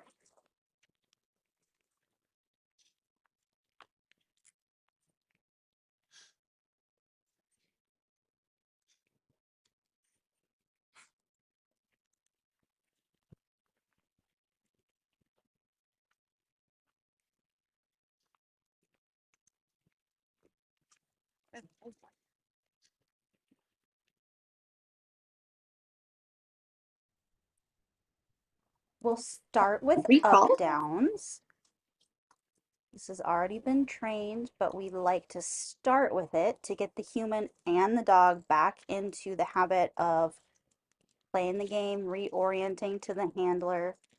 And ever so gradually, we're going to start placing the treat kind of further away so that they're moving towards us more.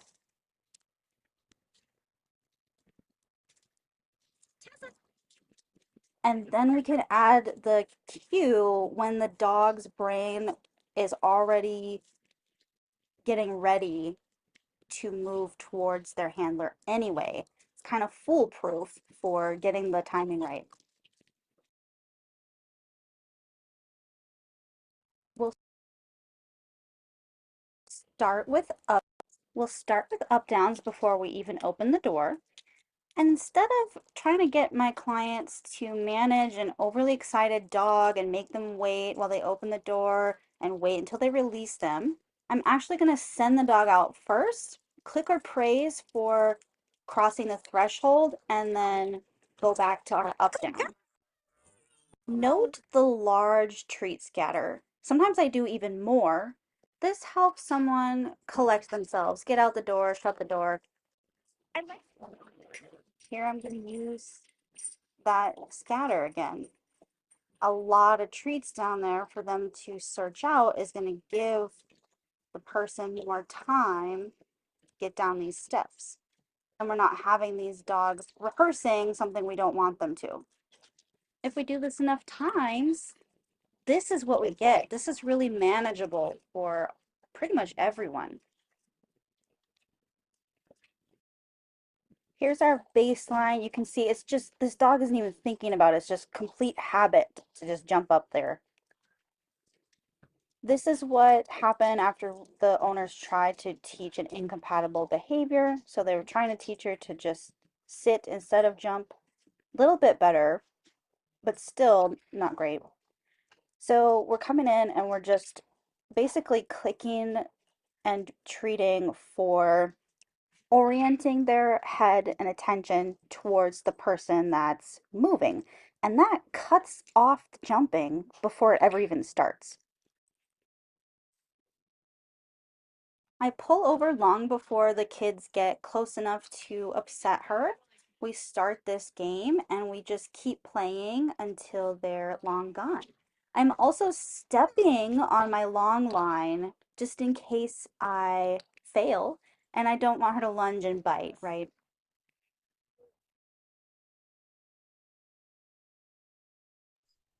A quick recap. We're gonna want to really drive home the importance of strong management, gates, leashes, long lines, airlocks. All of those things are super important. Try to figure out how to use fewer behaviors. We can really do a lot with just 1 or 2 behaviors. More reinforcement for less behavior. Most pet owners want their dog to do kind of nothing a lot. So rewarding them for doing pretty much nothing is going to be more helpful than doing lots of things. If you can, try to figure out how to include items in your training package so that your clients don't have to go and procure them. And then those expectations, gosh, we have to revisit them and really figure out what's truly important and how we can help our clients be functional and joyful. Here's my contact info. My email's at the top there. I'm on TikTok and Facebook. I am trying to get at least 1,000 followers on TikTok. Anyway, so if you want to share that, I would like that. Thank you. Thank you so much, Bailey. That was awesome. Thank you. I will stop sharing. And Brian is next. Brian is a certified dog behavior consultant and family dog mediator, the owner of Leaps and Hounds Behavior. Leaps and Hounds provides professional behavior support for families and their dogs in the Minneapolis-St. Paul area and Western Wisconsin. Brian has a background in animal shelter leadership and has provided dog behavior consulting and training services for the last 8 years. In recent years, Brian has elevated his consulting to focus on aggression in dogs and increasing welfare through the approach of family dog mediation. He regularly collaborates with other dog pros and attends behavior workshops to elevate his knowledge and experience across multiple scientific disciplines. Brian, I'm so excited to hear what you have to say. And when you're ready, go ahead. Thanks so much, Bailey. Can you guys hear me okay? Awesome. I'm using the earbuds, so sometimes they don't always work as planned, but all right. Let's see. Okay, see the screen okay? Good deal. Yeah, thanks again, Bailey. I appreciate it. I loved your presentation, especially the piece about adjusting expectations, and everyone else's presentations as well. Thank you, Anne, for putting this together. And so I'm going to talk about leveraging tech tools for behavior consulting, and specifically going to hone in on case notes, documentation, and client reports. So just kind of a quick step back here. The theme of the presentation is really kind of going to be what we were doing before, the changes we made and why, and then how it's going right now. So kind of before, during, and after. And I, for the last year and a half, 2 years, forever long, have been always reevaluating how the business is functioning, and specifically what apps we're using, what are our systems and processes, all of that fun stuff that we love to talk about, to really figure out where there are opportunities to be more efficient, and make it a better experience for clients and in the work that we do consulting.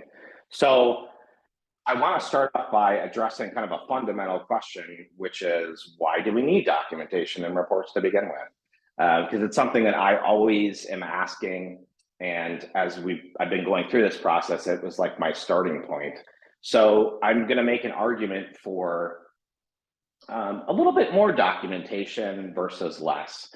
So first of all, validity and accuracy of the information in case is critical. No matter whether you're working with dogs as a trainer, consultant, a veterinarian, groomer, whatever that role is, And I think it's especially important for us at Leaps and Hounds because we take a lot of aggression cases and a lot of behavior consulting and family dog mediation. And there's a lot of information coming from a number of different sources. So it could be from the client in filling out the intake form, observations we've made at the consultation or the session. It could be also from observations the client is reporting that they've made about their dog, information that comes from the vet, which could be firsthand, secondhand, thirdhand information. So it's coming at us from a lot of different angles. And having a process for documentation really helps us make sure that we have accurate information and that we can then provide recommendations based off of that. To touch on the point of a lot of different roles and collaboration, in a lot of the behavior consulting cases we take, there are so many different parties involved. And so a lot of times this is just about good team communication and clarity on the dog's behavior, how they're responding, and so on and so forth.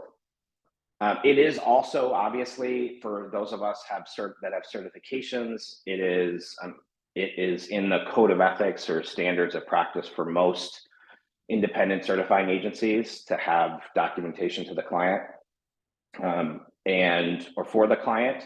So when I say documentation, I mean taking case notes and then documenting the aspects of the case that we've discussed with the client in our communication with them.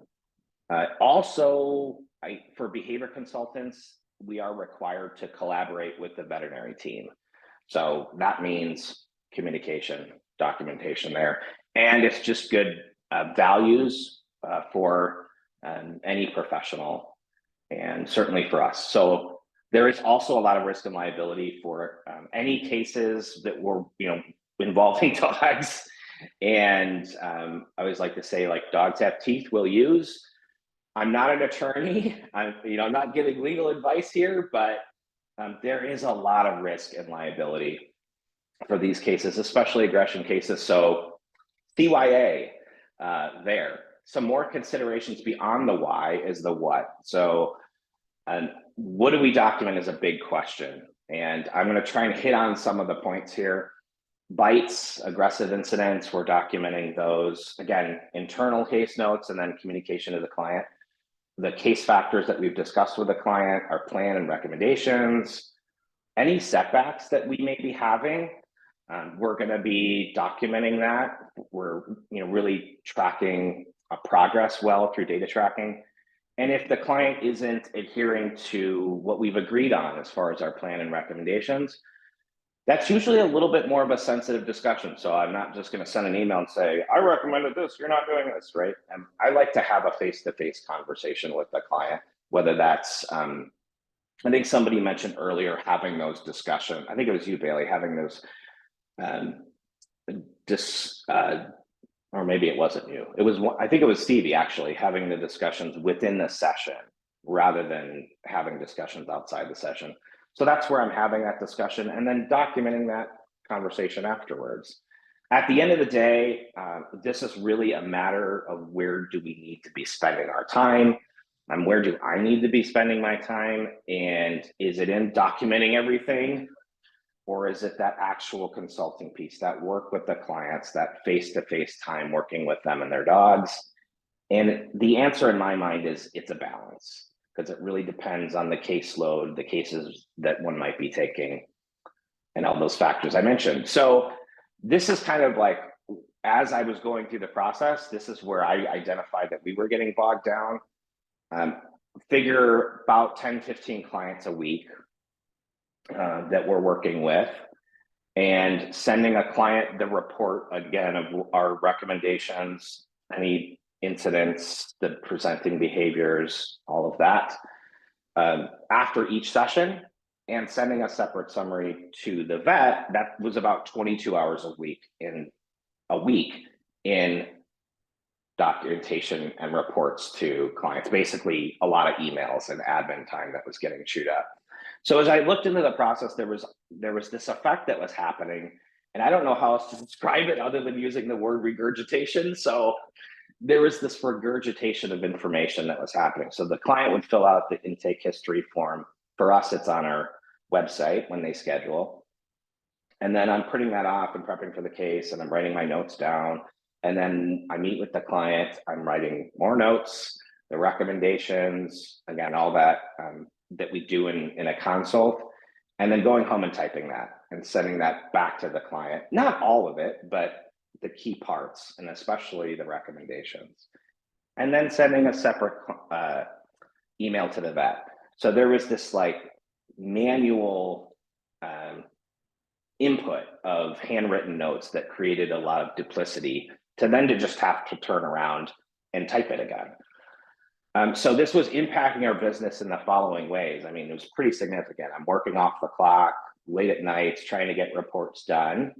And there was a lag time for reports because after, as I'm leaving the session, the client has their handouts and they've got their notes that they're taking, but they don't have the report in hand, right? And for me, that was a big issue. Like I'm thinking about going to the vet or going to the doctor. You get, discharge instructions when you're leaving, and we weren't providing that. It was taking a few days to get clients their information or their reports. And of course that leads to a loss in momentum, and you get emails like 3 days later, hey, what did you say about that one thing that you were talking about? So I kind of had this idea of this response of like, oh, heck no. And so we started making some changes. So there's a lot to look at here, but this is effectively what we have now as an integrated CRM, client relationship management system that involves a number of different applications that all work together. So I'm going to walk you through this just to show you what this looks like for us.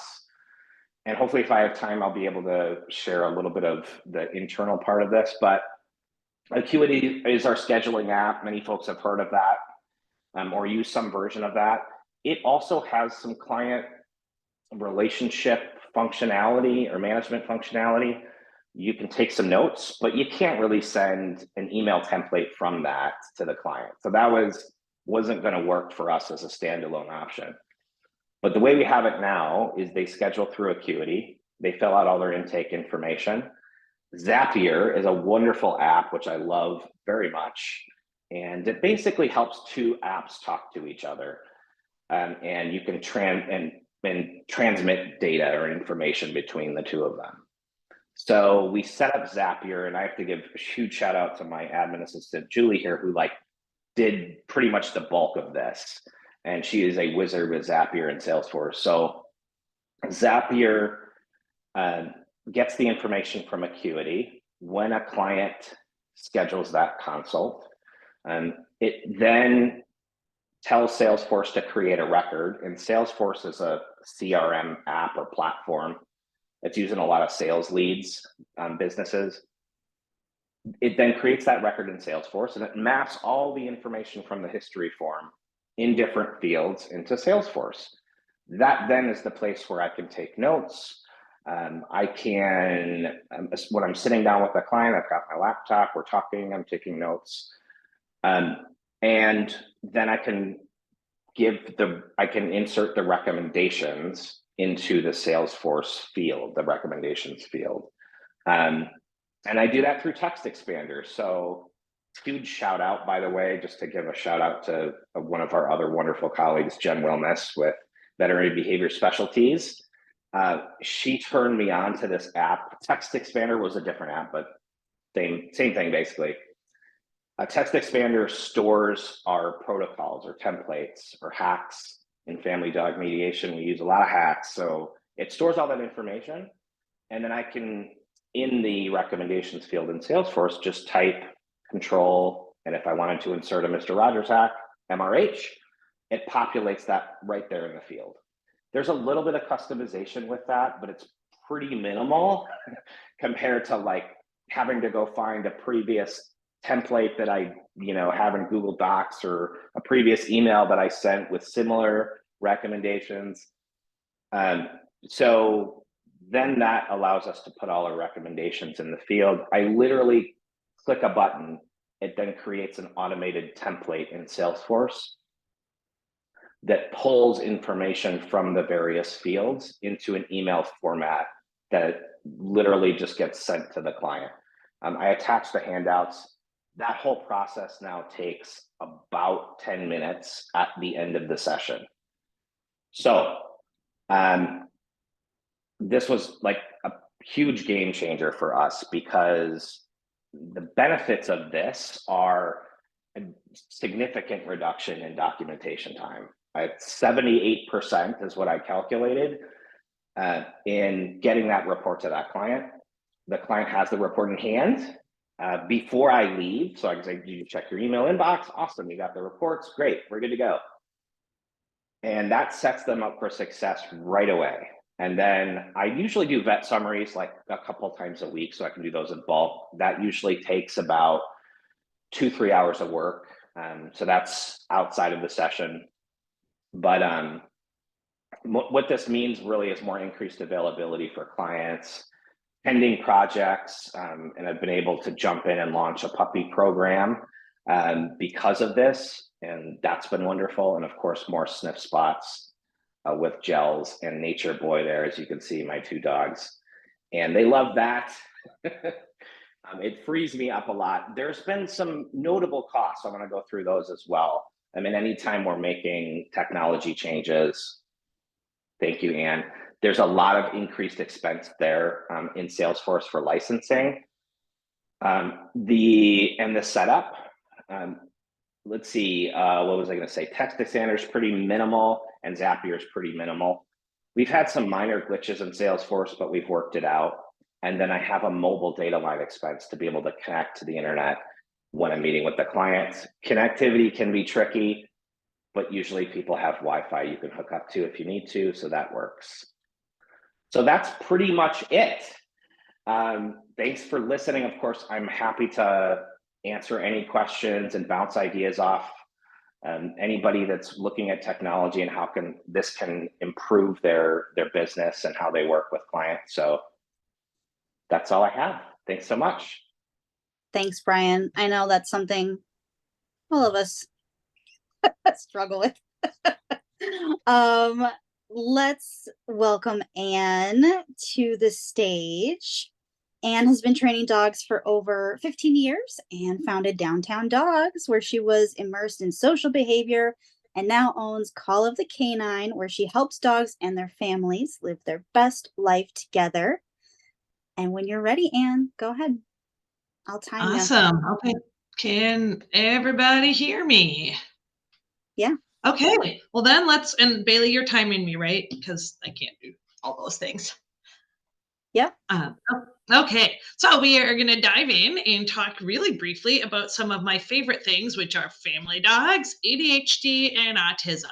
So what we want to cover today is understanding what are some of the attributes of ADHD and autism, and how these attributes might impact a family dog or the family dynamics, including the dog, and learn some approaches that are going to work best for these neurotypes, these brain types. If you've never heard the word neurodivergent before, don't worry, it's very new if we look at its usage over time. The neurodiversity movement only started in about 2019. And what it's really referring to is a non-medical term that describes people whose brains, for some reason, work differently. And that person's strengths and struggles are going to be different from a typical brain. It's frequently used to describe autistic and ADHD people, but it is quite a bit more broad than that. So welcome to the movement. We're glad you're here. We're just going to briefly touch on, if you don't know what autism is, that's okay. It's very complicated. I don't even know if the adult autistic community has come together on a cohesive definition. The reason the neurodiversity movement and autistics in general use the infinity symbol as their pride symbol is because there's so many different ways to experience being autistic and what that can look like. But that's not real helpful to us when we're trying to do a presentation. So we've got to take a stab at it. It's a neurotype, a brain type. Some attributes that you'll see a lot that matter to family dog training are sensory processing differences. They feel senses with a higher intensity or a lower intensity than a typical brain. special interests on hyperfixation, not unrelated, difficulty disengaging from a current or preferred activity. Probably all seen that in private sessions or group classes. They're frequently highly empathetic. And if you're like, wait a minute, I thought autistics didn't have empathy. Culturally, we don't really understand autism and autistic people very well yet. So if you don't know a ton about it, totally fine, but just any perceptions or stereotypes you might have, I would try to kind of blow them up because it might be wrong. ADHD is also a neurotype. It's pretty similar. One key difference with ADHD is we see a lot of impulsivity. So you can be dealing with a family with both a dog and a child that can't yet control their impulses. And we've got to have some strategies to help them because hopefully the dog and the child will improve with time, but it's not going to happen quickly. And ADHD people tend to have a low working memory. That's your mental counter space. So sometimes they do have trouble remembering something, even if you just told them. Okay, so what's our goal in working with these families? It's the same goal that it always is with any family. Harmony, mutual enrichment for all the family members through understanding everybody's needs. The first thing to understand when you're working with a family with neurodivergent children is they project themselves on the dog a lot. It kind of goes with that high empathy, but they think the dog is feeling what they feel and they kind of feel the things the dog feels. What does that mean for a family dog trainer? One is that your instinctive extinction strategies might be really stressful for that child. So if you use extinction for crate training, or I personally am a huge fan of Invisible Dog, it's where you step on the lead and just wait for the dog to self-calm. I am not being critical of using extinction or these strategies. What I'm saying is they might be causing more harm and stress to the child than they're going to be causing to the dog. So you do need to be mindful about having other approaches besides extinction for some of your behaviors, because in that particular family, even if it will work for the dog, it might not be right for the family. And if you're thinking to yourself, well, crud, I don't know another way.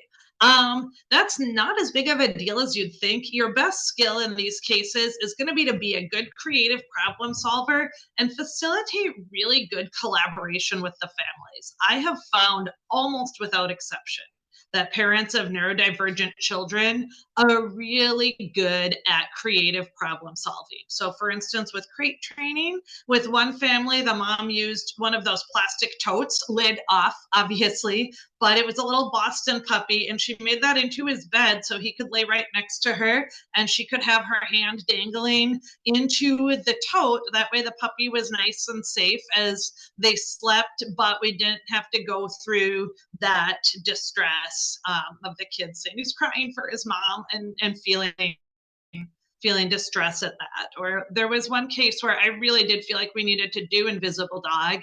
I typically tell people to do it at the end of the day when we're all relaxed, but this mom worked from home and decided to do it midday when her child was at school. But with those extinction approaches, like I literally have seen neurodivergent kids turn red and start to hyperventilate. So it's really important to understand beyond the dog what might be happening there. And I could go on and on about all of the implications of that projection, but we don't have time. It's just suffice it to say they're projecting themselves a lot on the dog. The next thing that you'll find a lot with almost all neurodivergent people is their sensory experiences. There's a ton of senses, but we think mainly of the main 5: sight, sound, smell, etc. They're experiencing them sometimes at a very high intensity compared to a typical brain, or a very low intensity. So they're either going to be really seeking those sensory experiences because it's not neurologically connecting with their brain enough, or it'll be too much. So what does that mean in terms of dogs? Tons of stuff. This could be its own seminar too, but we're just hitting the highlights. One of the big ones is sound. there can be sounds that will literally cause physical pain to a neurodivergent's ears. So, in thinking about helping a family select the dog, what kind of vocalizing, what that's going to sound like, and what the person's real experience is with it is a big deal. The other one that happens a lot is tactile, the touch processing, and how that can present in these cases is the pressure of teeth and nails. We have a mouthy puppy or a baby puppy that's so excited to see them. Those teeth and nails can cause real pain, and a lot more pain than you would think to some people. A lot of times, especially with the sensory seekers, they love the sensation of the coat in their hands and they want to twist and pull. And this might not feel as good to the dog as the sensory seeking that it's creating for the person.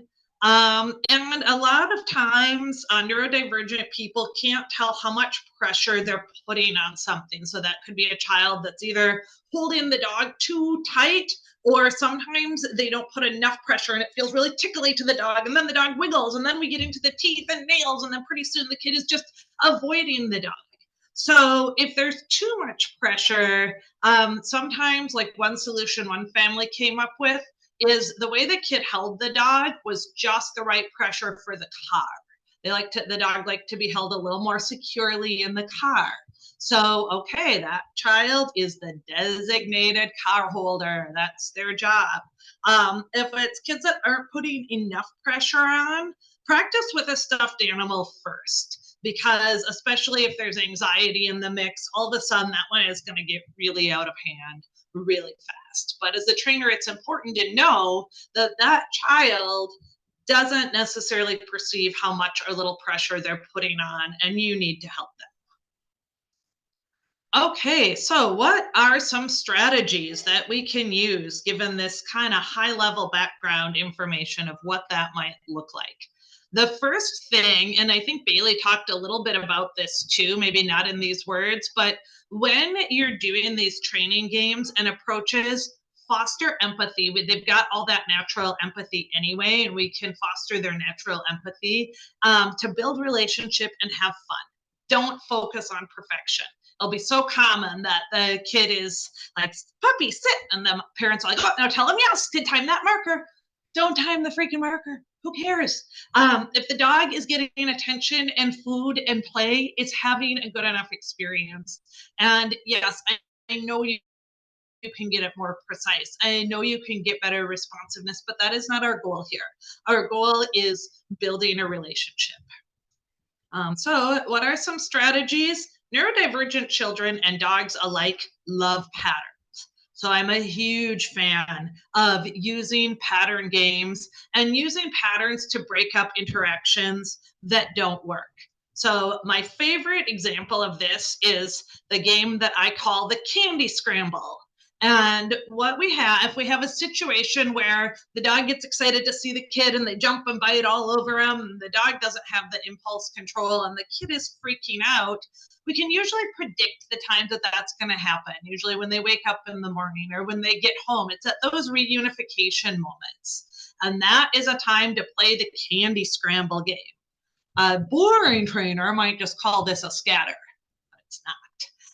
So when we're talking to the kid, what we're going to say is, have you ever been to a parade? Yeah, what's the best part of a parade? Everyone knows the answer to that. It's when they throw the candy.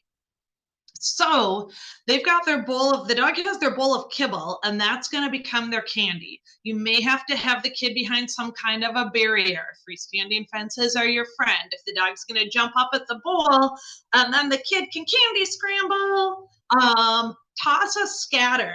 So the dog begins to predict that when they meet this family member, it's candy scramble time. And we can use the kid's natural empathy and excitement. What's more fun than throwing a bunch of candy for someone to look forward to the interaction? And the dog and the child can have a positive experience together without having an interaction that's going to go bad. And it's a nice, simple one. And Bailey talked about kind of a similar game, but using these simple things, and the Candy Scramble is the top of my list. The next game, I call this sit and release. All it is the same thing. Kid is holding a dish. Puppy, sit. Yes. Then use your release word, you're free or whatever. Toss the kibble and say you're released. So it's like sit. Yes. Okay. Over and over again. This sit and release, it's building a lot of skills for the dog, which I know you all know, but it's giving the kid a game that they can play and have a lot of success with that's relationship building, and it's not causing some of the sensory problems that we might want to see. So I find out, like, if they like Taylor Swift or Pink or whoever, pick a song that's 2 minutes long. Have them play that song every day. Don't worry, neurodivergent children love to hear the same song or the same show over and over. And do sit, yes, free, over and over again for 2 minutes straight. If they're the type that like a challenge, you could see how many times you could get it done in 2 minutes, but it gives them a nice pattern and a nice game. So I'm a huge fan. DIY obbies. That's what the kids call obstacle courses, and they build them a lot in video games. So helping them do things like stack hockey pucks and lay a stick on top of it for the dog to jump on, something for them to go under and through, maybe a teeter out of some kind of plank. Helping them see what they've got around the house that they can make obbies for the dog with. Now, they're just going to lure the dog through, I'm sure. It's okay, unless it is a sport foundation dog.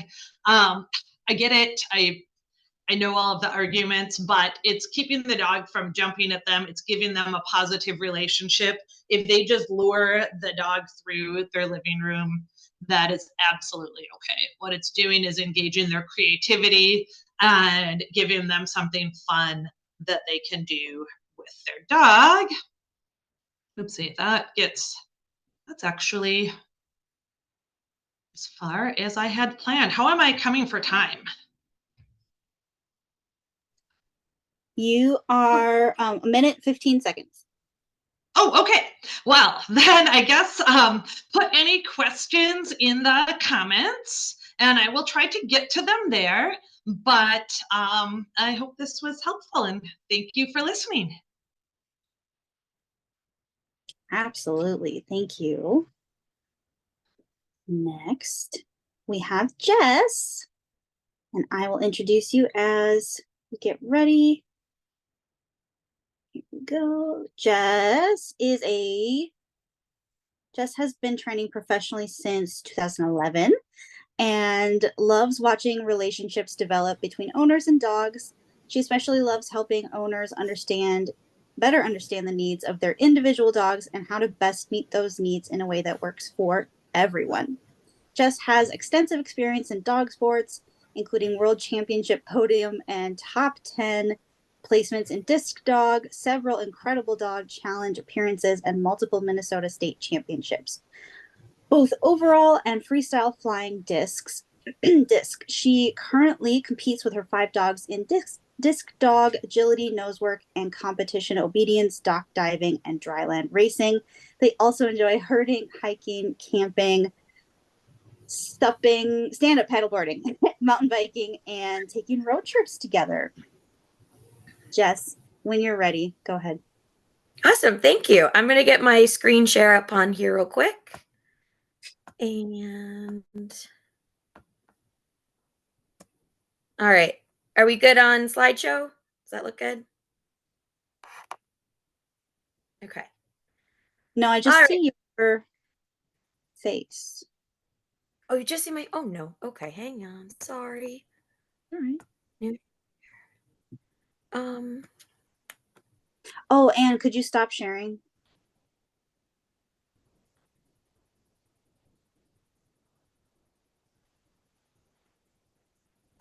Is this working now? Hold on. Okay.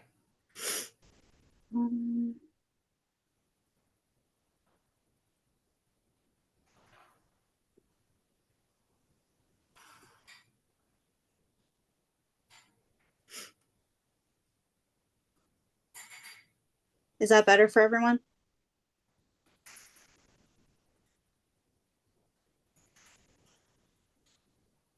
Does this look good? I see it. I don't know. I think Anne's screen is still sharing.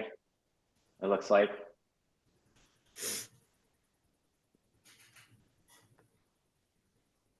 If you go to the top of your screen, everyone that's viewing here, you can see your viewing person's screen, hit view options, and then switch it to Jess, and you'll be all good. Thank you. All right. Do you think I'm good to start? Does this look, is everybody okay on this? Yeah. Okay, perfect. All right. Well, thanks guys for having me. I'm going to be presenting on multi-dog family tips and tricks for harmonious household. I'm not necessarily talking about introductions of a new dog into a group or working on existing conflict within a household. This is more instead ideas and tips for an existing group of dogs to help keep everyone, dogs and humans, happy and lessen the opportunity for conflict to develop. So the areas we're going to be looking at are each individual dog, all of the dogs as one cohesive group, the environment or the household, and the owner and family for this group of multi-dogs. All right, when we're looking at individual dogs, we really want to make sure that each dog is treated as an individual. We want to make sure we're meeting that dog's social, mental, and physical needs. If they have some really strong instinct driven needs, very sniffy, they like shredding, chasing, those sort of behaviors, want to make sure we meet those needs under that mental and physical umbrella. We also want to consider each dog's age, their breed or mix, their experience and history, either with the family or before they came to that family, their energy level, and their personality traits. Every dog is going to have different tolerance for being near other dogs, having dogs touching them, for the sort of energy they prefer in the home environment. It's really important that especially when we start to get into bigger groups of dogs, I'm thinking like 4 dogs, 5 dogs in a household, we really want to make sure that each dog is still an individual within the group. So I have a little example of my dogs as Bluey characters and things that each of those dogs like. So I have a dog that likes to wrestle, one that likes to run, one that likes to cuddle, one that likes to play chase, and one that likes to nap. And so within that, I want to make sure that in my group of dogs, I am giving them an opportunity to meeting the needs of things that they like and enjoy and need. That also means that, for example, with a dog that likes to play chase, he does not like wrestling games. He prefers chase. He doesn't want a lot of body contact. So, as an individual, I need to make sure that I am giving him an opportunity for what he needs and making sure that he's not having too much or exposed to too much of what he's not really enjoying. So, the individual needs of each dog is very important as we look, as a group of dogs. I'm actually going to go a little bit out of order from the original one. I'm going to talk about the environment next as it relates to the dogs as one cohesive group. When we're talking about the environment, that's the house, the yard, and everywhere that that group of dogs is exposed to. So I really, really like to try and focus on high arousal areas and activities and identifying those with clients, the low arousal areas and activities, the resources that we have within the home, both static ones and variable ones, and I'll talk about that in a second, and then the private spaces for each of the dogs in the group. So when we talk about high arousal areas, some examples could be the front door is a very generally high arousal space, or other doors to outside, and even sometimes doors and thresholds within the home can become a high arousal space. When dogs are going in and out of their kennels can be a high arousal area. An activity that could be high arousal, especially for very, very food motivated dogs, is taking treats and treats, food, that sort of thing from the hand. Playing fetch or catch as a group can be very high arousal, or individually it can be high arousal for dogs. Group play, chasing, wrestling, that's high arousal. At windows, especially if you have like windows that look out onto an busy street or sidewalk, those can become high arousal areas too. Every family is going to have sort of a different amount of areas in the home that have high arousal opportunities. So it's kind of individual, but I like to help them identify those because we really want to work with our dogs on creating habits in the high arousal areas that help them regulate that arousal. the higher up we go, and the more dogs we add to the mix, the more potential we create for conflict within that group. So I really want to make sure that I'm finding those areas so I can work on those areas with the dogs. Now, our low arousal areas and activities, I recommend, and this is maybe not for every family, but it's a recommendation that I give, is that there is a spot in the home, at least one, ideally more, but again, depends on the family, and we'll talk about expectations in a bit. Of it's kind of a no play zone. It's a no arousal zone. So it's an area where the dogs in the house can know and trust to be a calmer environment. So dogs that prefer napping. I had one dog that really prefers to nap. She doesn't really want to partake in play anymore. She's almost 14 years old, so I get it. She just wants to chill. But she can trust that in my house, that in the living room, we're not wrestling, we're not playing. She can relax there without worry that she might get bumped or nudged as dogs are playing. So I like to help foster this idea that there is a sort of I call it like a tea room. It could be your reading room, the library. It's like the calmer energy, low arousal, good spot for napping and relaxing. I also like to provide an area in the home that can be a high arousal space. And so those wrestling and play can happen sort of in a predictable space, and the emotions and energy that go with that stay in that space. So I have a room that's the downstairs living room. That's where we can have our more high arousal activities happening.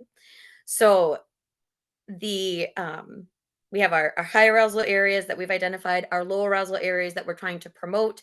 Low arousal activities can also include things like napping, chewing on bones quietly. That kind of leads into resources. It's not for everybody.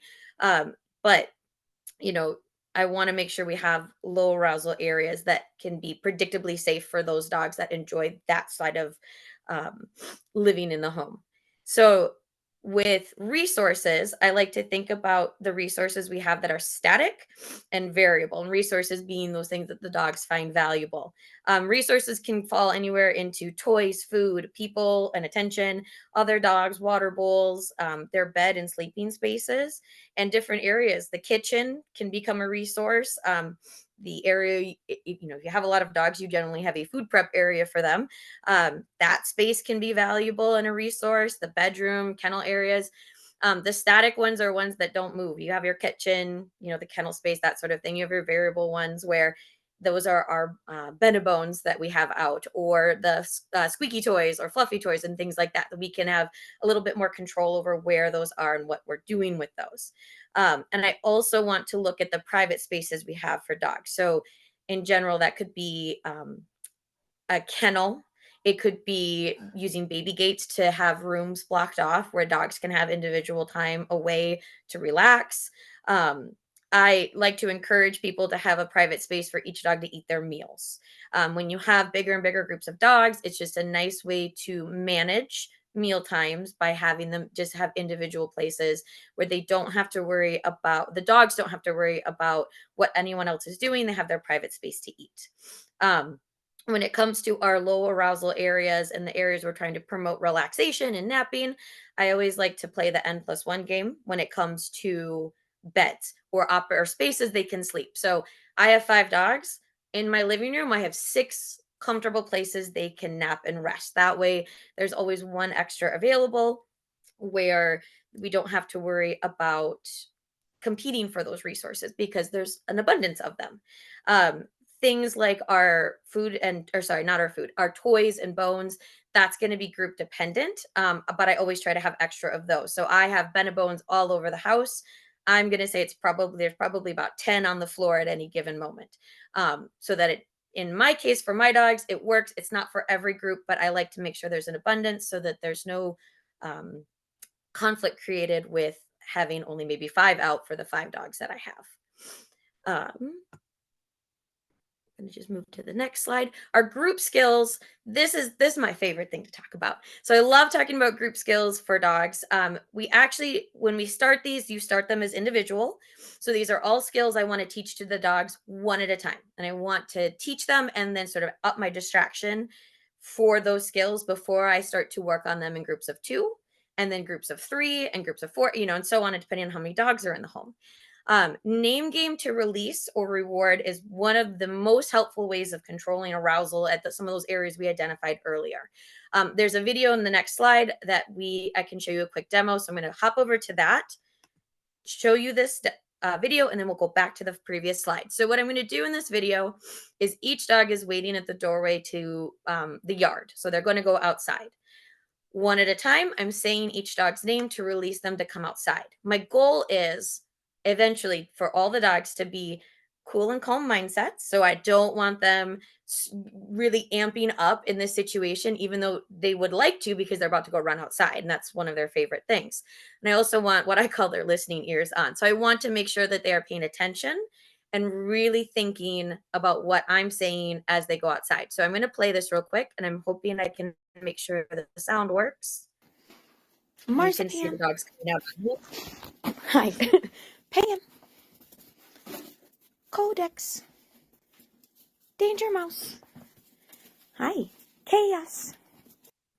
Okay, so that's an example of, I'm going to go back a slide, the name game to release. And you can also do it for reward. So that could be if I am in a group and I do a big group recall outside, I will individually hand out rewards, usually just like a Charlie bear, by name. So Codex, and then I give that reward. Chaos, and then I give that reward. One, it helps with sort of regulating the emotions that they have. Is they hear their name, they know it's coming. They don't have to worry about who's getting it. There's no scramble, which leads into the auto leave it for dropped resources. One of the biggest things I'm trying to avoid as I teach these group skills is what I call the scramble. I'm sure you guys can picture it. You drop a piece of food on the ground and the dogs all want to scramble to get that food. I'm trying to create skills that prevent that, because that sort of scramble can absolutely lead to conflict in a big group of dogs. So individually, dogs learn auto leave it for dropped resources. Specifically, the kitchen is really where you're going to develop that. I also want to make sure that we have a recall away from doors and gates, etc. If someone comes to the door unexpected, I want to make sure that I have a recall away from that door, because I don't want a big, exciting scramble at the door.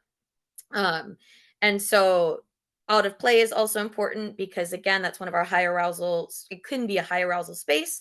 I want to be able to recall my dogs out of that so I can help regulate breaks if they're struggling to do that themselves. I also like to have an emergency out to leave the space or room, just in case it's something maybe dangerous. I drop a glass on the ground, something like that. Each dog needs to learn that on their own and then as a group. I like to use platform and station work for kind of a stay and hang. It helps develop this idea that we can all exist without having to necessarily be wrestling. This is a good spot to teach that, is in that sort of relaxing room that we talked about. And I have boundary training as well. And you can use baby gates for that. There are other ways to teach boundary training, but it's a nice thing to have when you have a large group of dogs, to kind of have spaces. Maybe if you're cooking in the kitchen and that's a hard thing for your dogs to handle, we manage it. So we just keep them out of the kitchen in that case. And I know I'm probably getting close on time, maybe 2-ish minutes. So we did this video. Sorry. Marzipan. Oh my gosh, keep going. Okay, so the owner and the family, when it comes to our owners of multiple dogs, I really want to stress how important it is to be proactive in watching for signs of stress, guarding escalation, and also helping be the referee, redirecting the rude or unwanted behavior that we're seeing that some dogs maybe don't like or won't enjoy having in a group setting. How much of this all is needed is going to depend on the family, the dogs, and again, the history and experience that they have. So some dogs don't need much, and some dogs need all of the above and then some. So it's going to vary, and it's kind of one of those things you have to read as you meet the family. But I also want to make sure that our owners and our family are on board with their expectations on what it is like to live in a big group of dogs. And so that's kind of my quick 15-minute rundown on groups of dogs and multi-dog households and tips. So that's all. I wasn't able to see the Oh, you're welcome. I wasn't able to see the chat. So if people have questions, I will go back and answer them afterwards. And thank you for listening and having me for my first time. Yes, thank you. It was lovely to Yes, hear that from was you. awesome. I'm And super sorry. I ran to the bathroom really fast after my presentation. I didn't realize I was still sharing my screen, so I feel all terrible. right, it's all right. We figured it out. I think we're at Sarah. Yes. Sarah's going to talk to us about little baby puppies. Having worked in the veterinary, grooming, daycare, shelter, rescue, zoological, and training fields, Sarah now spends her time managing Possibilities dog training with 2 locations and a team of over 40 of us professional dog nerds. She holds multiple dog training and behavior certifications. Sarah is also a board member of the Functional Dog Collaborative, a nonprofit founded by veterinarian and behavior nerd Dr. Jessica Heckman to promote breeding healthier and more behaviorally resilient dogs. She breeds sporty companion mixes through Puzzle Dogs and also fosters dogs on a regular basis. Sarah, when you're ready, go ahead. Perfect. I'm just trying to figure out how to screen share. This is my first time using a Canva presentation instead of what I usually use. So give me a second. Let's see. I think if I do this and then minimize this is going to work. So you guys are going to have to let me know. Okay, can you see a big yellow screen that says the potato stage? Yep. Yes. Okay. Sweet. All right, we'll get started. So let's start with, oh gosh, now my mouse is being funny, so we're not going to get started. Hold on. Okay. Once more with feeling. So let's start with why it matters. We all know as trainers and other pet pros that early experiences can definitely have a profound effect on things like resiliency, substrate preferences for where they go potty, how dogs react to novelty as adults. Are they suspicious or are they enrichment seekers? The other thing is right now we have a puppy crisis in Minnesota. We have to import rescue dogs from other areas of the country to fulfill the demand for adoptable dogs, and it's oftentimes difficult to impossible for puppy seekers to find responsible breeders or responsible foster parents who are raising puppies with care. We need more dog pros. We need you guys. Everybody who is looking at this presentation, we need you to consider fostering litters of puppies or breeding dogs. And I want to empower you to do that. So let's talk about the elephant in the room. Isn't there an overpopulation problem? Don't we have an overpopulation problem in the US? If we did, we still do in some areas. We don't in Minnesota. And we're actually facing dog shortages in many areas. And I speak about this. So all of the puppies that you guys are going to see in this presentation are either puppies I've fostered or puppies that I've bred. And I've fostered quite a few more than I've bred. I've bred 1 litter and had a stud used for 1 litter. And I fostered over 150 dogs and countless litters, whelped countless litters. So let's talk about the numbers. What do the numbers say? Currently, there are about 77 to 88 million dogs in the US, and our replacement rate for dogs is somewhere around 8 million a year. So families getting another dog. All right, that might be adding to their current population. That might be previous dog passed away. Now they're getting a dog. New people who just moved out of their parents' home getting their first dog. Empty nesters getting their first dog. All of those are considered in this replacement rate, and that's from the APPA and AVMA surveys. Not counting those that are transferred to owners or other shelters. About 3.4 million dogs enter shelters annually, right? So each of those dogs is only counted once. They're not counted twice if they're transferred to another shelter. Around 1 million dogs are rehomed privately each year. And I'd like to point out that that really doesn't count against this replacement rate, right? Because that's something completely different. And then AKC breeders produced around 1.3 million dogs each year. So what does that mean? Let's assume that every single dog that enters any shelter or rescue is medically and behaviorally adoptable. We know it's not, but I want to have conservative estimates here. Between shelter and rescue dogs and those that are rehomed privately, that can currently provide about 55% of the dogs that we need to reach that replacement rate each year. Where do the other 3.6 million dogs come from? Some come from responsible breeders of purebred dogs, people that health test, that are committed to temperament and socialization. Let's say every single person registering dogs through the AKC is a responsible breeder that we'd recommend. We know it's not the case, but again, conservative estimates. That still only accounts for 16.25% of the dogs we need each year. That leaves 2.3 million dogs that we need each year to replace dogs. Even with this conservative estimate, I guess it's closer to 4.2 million. That's a lot of dogs. It's part of why I feel so strongly that purpose-bred pet dogs need to be produced by responsible breeders, people who are selecting for temperament, for health, doing the relevant health testing, and raising their puppies in the home with socialization and appropriate developmental programs. There's absolutely still an overpopulation issue in some areas of the US. There's not in Minnesota. There are definitely more dog shortages in many, many other areas, especially up north where we don't have dogs surviving the winter, so we don't have as many free roaming dogs, and along the two coasts. What's happening is that responsible pet owners are spaying and neutering their nice pet dogs, and so the population of dogs that we see as professional trainers is changing. It's definitely changing. So, nature versus nurture. This is my dog, Rig. If you're breeding, my recommendation to you is that before you breed, you assume every single thing about your dog is genetic. And every single trait that they show is going to get passed on.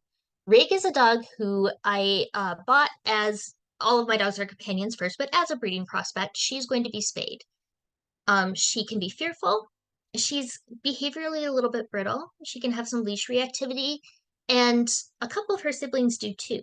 But even if they didn't, I would assume that it's genetic because that is the safest thing as a breeder to do. Assume it's genetic. Assume that if she had a litter of puppies, they would all also be behaviorally brittle and fearful, and they might be leash reactive.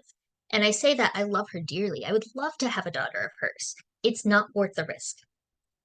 Regardless of whether you're fostering or breeding, I want you to assume that every single thing about that puppy, once those puppies have arrived, is nurture.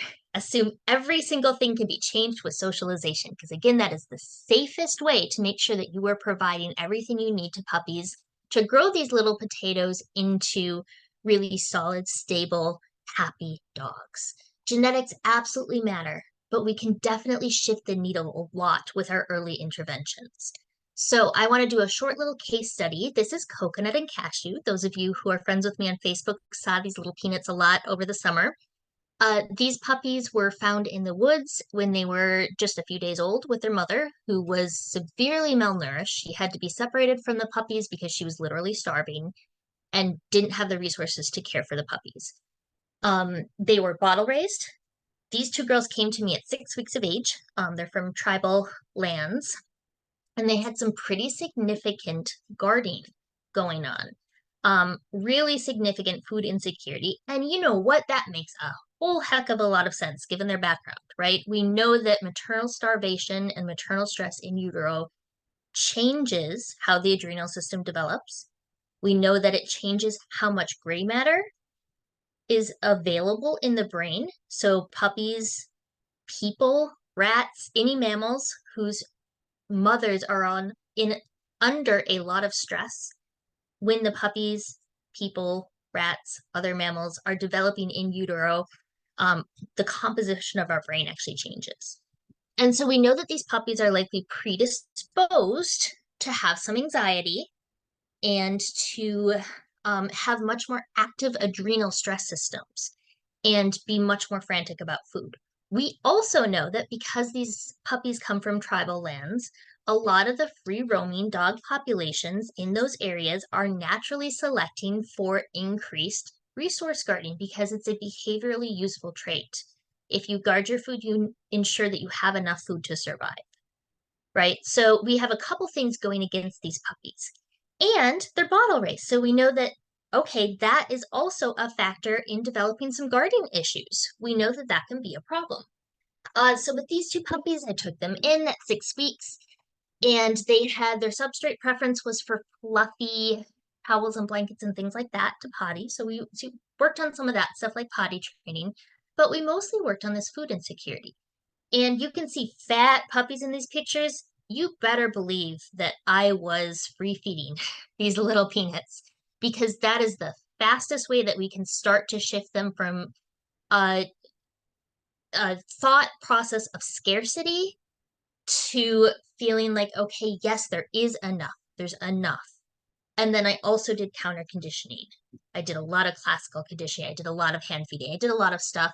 You can see in this middle picture, they're kind of hovering over the food on the fit bone. We went from puppies that were absolutely frantic about food to being able to easily and happily and wiggily recall away from a full food bowl.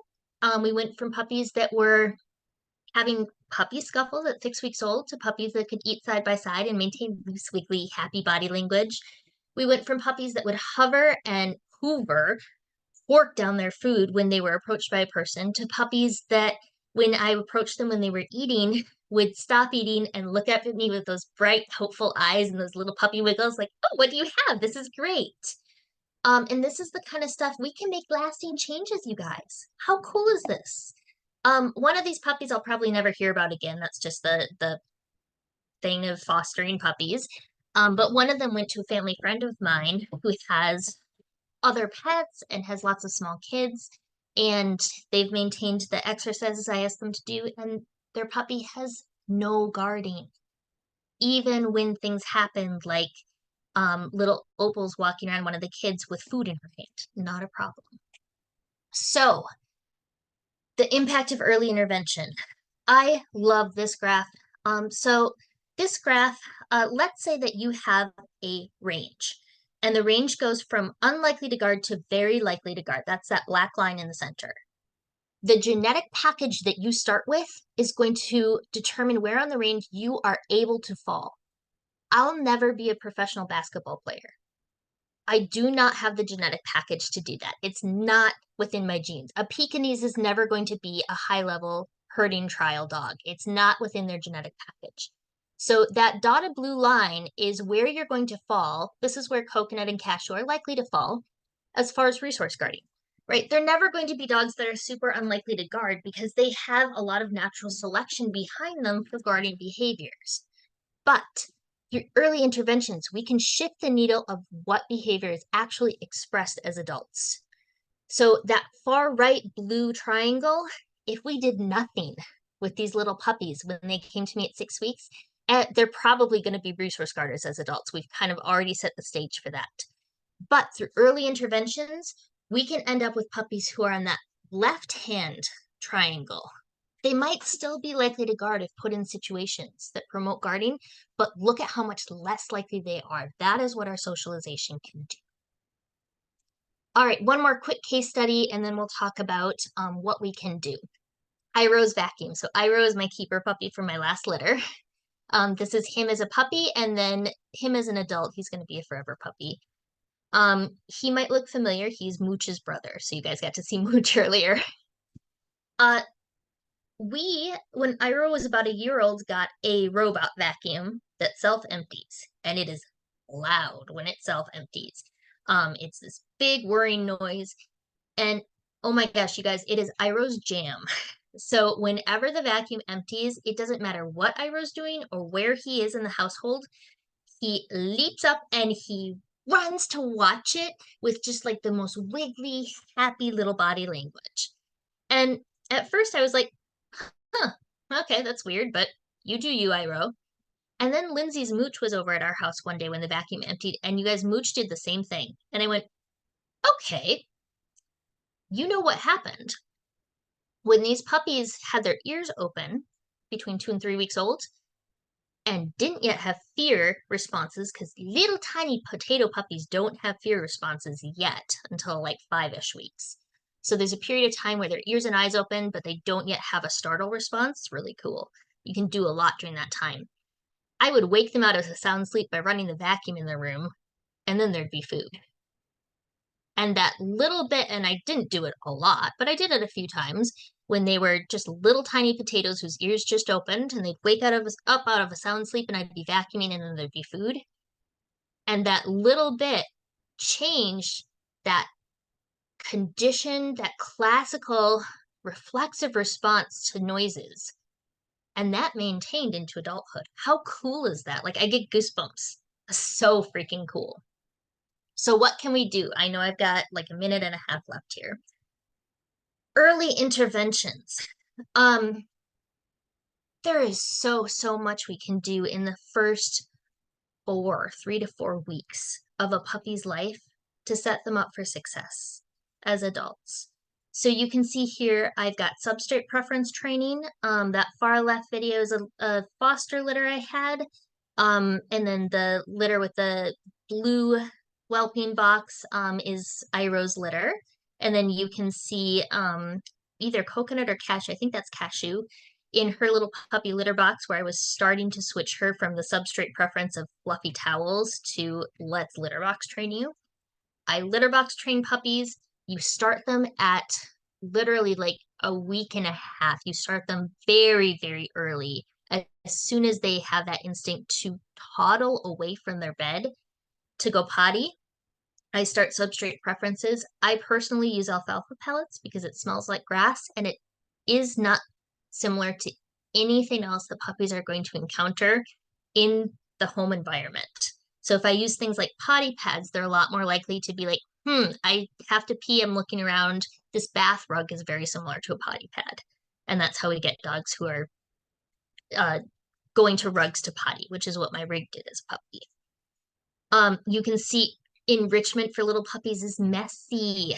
There's stuff in their whelping box. There's stuff that they've got to crawl over, stuff to crawl under, stuff that's different materials. I'm moving them out right away as soon as mama dog is ready, which is going to be different for every mom, into different areas of the home. So I've got 3 or 4 different areas that I'm moving those puppies so that they're getting used to different sounds and sights and smells. I'm starting crate training immediately, right? That's where all the comfy beds are. So they just start to seek out crates when they're tired. And then what can we do later on? Lots of surfaces, lots of things to interact with, getting them out in pet-friendly strollers. You can see little Iro here with the paintbrush above his head so that it brushes against him. Starting crate training, starting bath training. That's a little litter of foster puppies in the bathtub eating baby food. They can get out of the water if they want. I've got like half an inch of water in the tub and they can toddle around in the water if they want. Oh my gosh, there's so much we can do. Obviously, I can't cover everything in 15 minutes, but I do want to encourage you to consider fostering litters of puppies, and or if you have appropriate prospects and are willing to do the health testing and get behavioral information from outside sources and look at their structure, perhaps breeding your dogs. Here's my contact info. Reach out. I'm happy to mentor. I'm always looking for partners with Puzzle Dogs, which is my breeding name that I breed under. And then we offer a bunch through Possibilities too, so I'd love to see you there. All right, that is everything I have. I wasn't able to see this and chat, so I'll get back in chat and answer any questions anyone has. But for now, I will turn this back over to the hosts. Thank you guys so much. Thank you, Sarah. Thank you, everyone, for attending our annual tradition, and I'll hand the microphone back to Anne to close us up. All right. Thank you again, everybody. I will be working on getting this downloaded and uploaded to YouTube. Then I will post it to the Eventbrite link as well as to our Facebook group. I want to give a huge thank you to all of our speakers. It's really important to Bailey and I that we keep this event free. So all of the speakers were donating their time. Nobody was compensated. So thank you for the gift of your time, and thank you for all of your learning, and thanks for being an amazing community. Have a good day. Happy New Year, everyone. Happy New Year.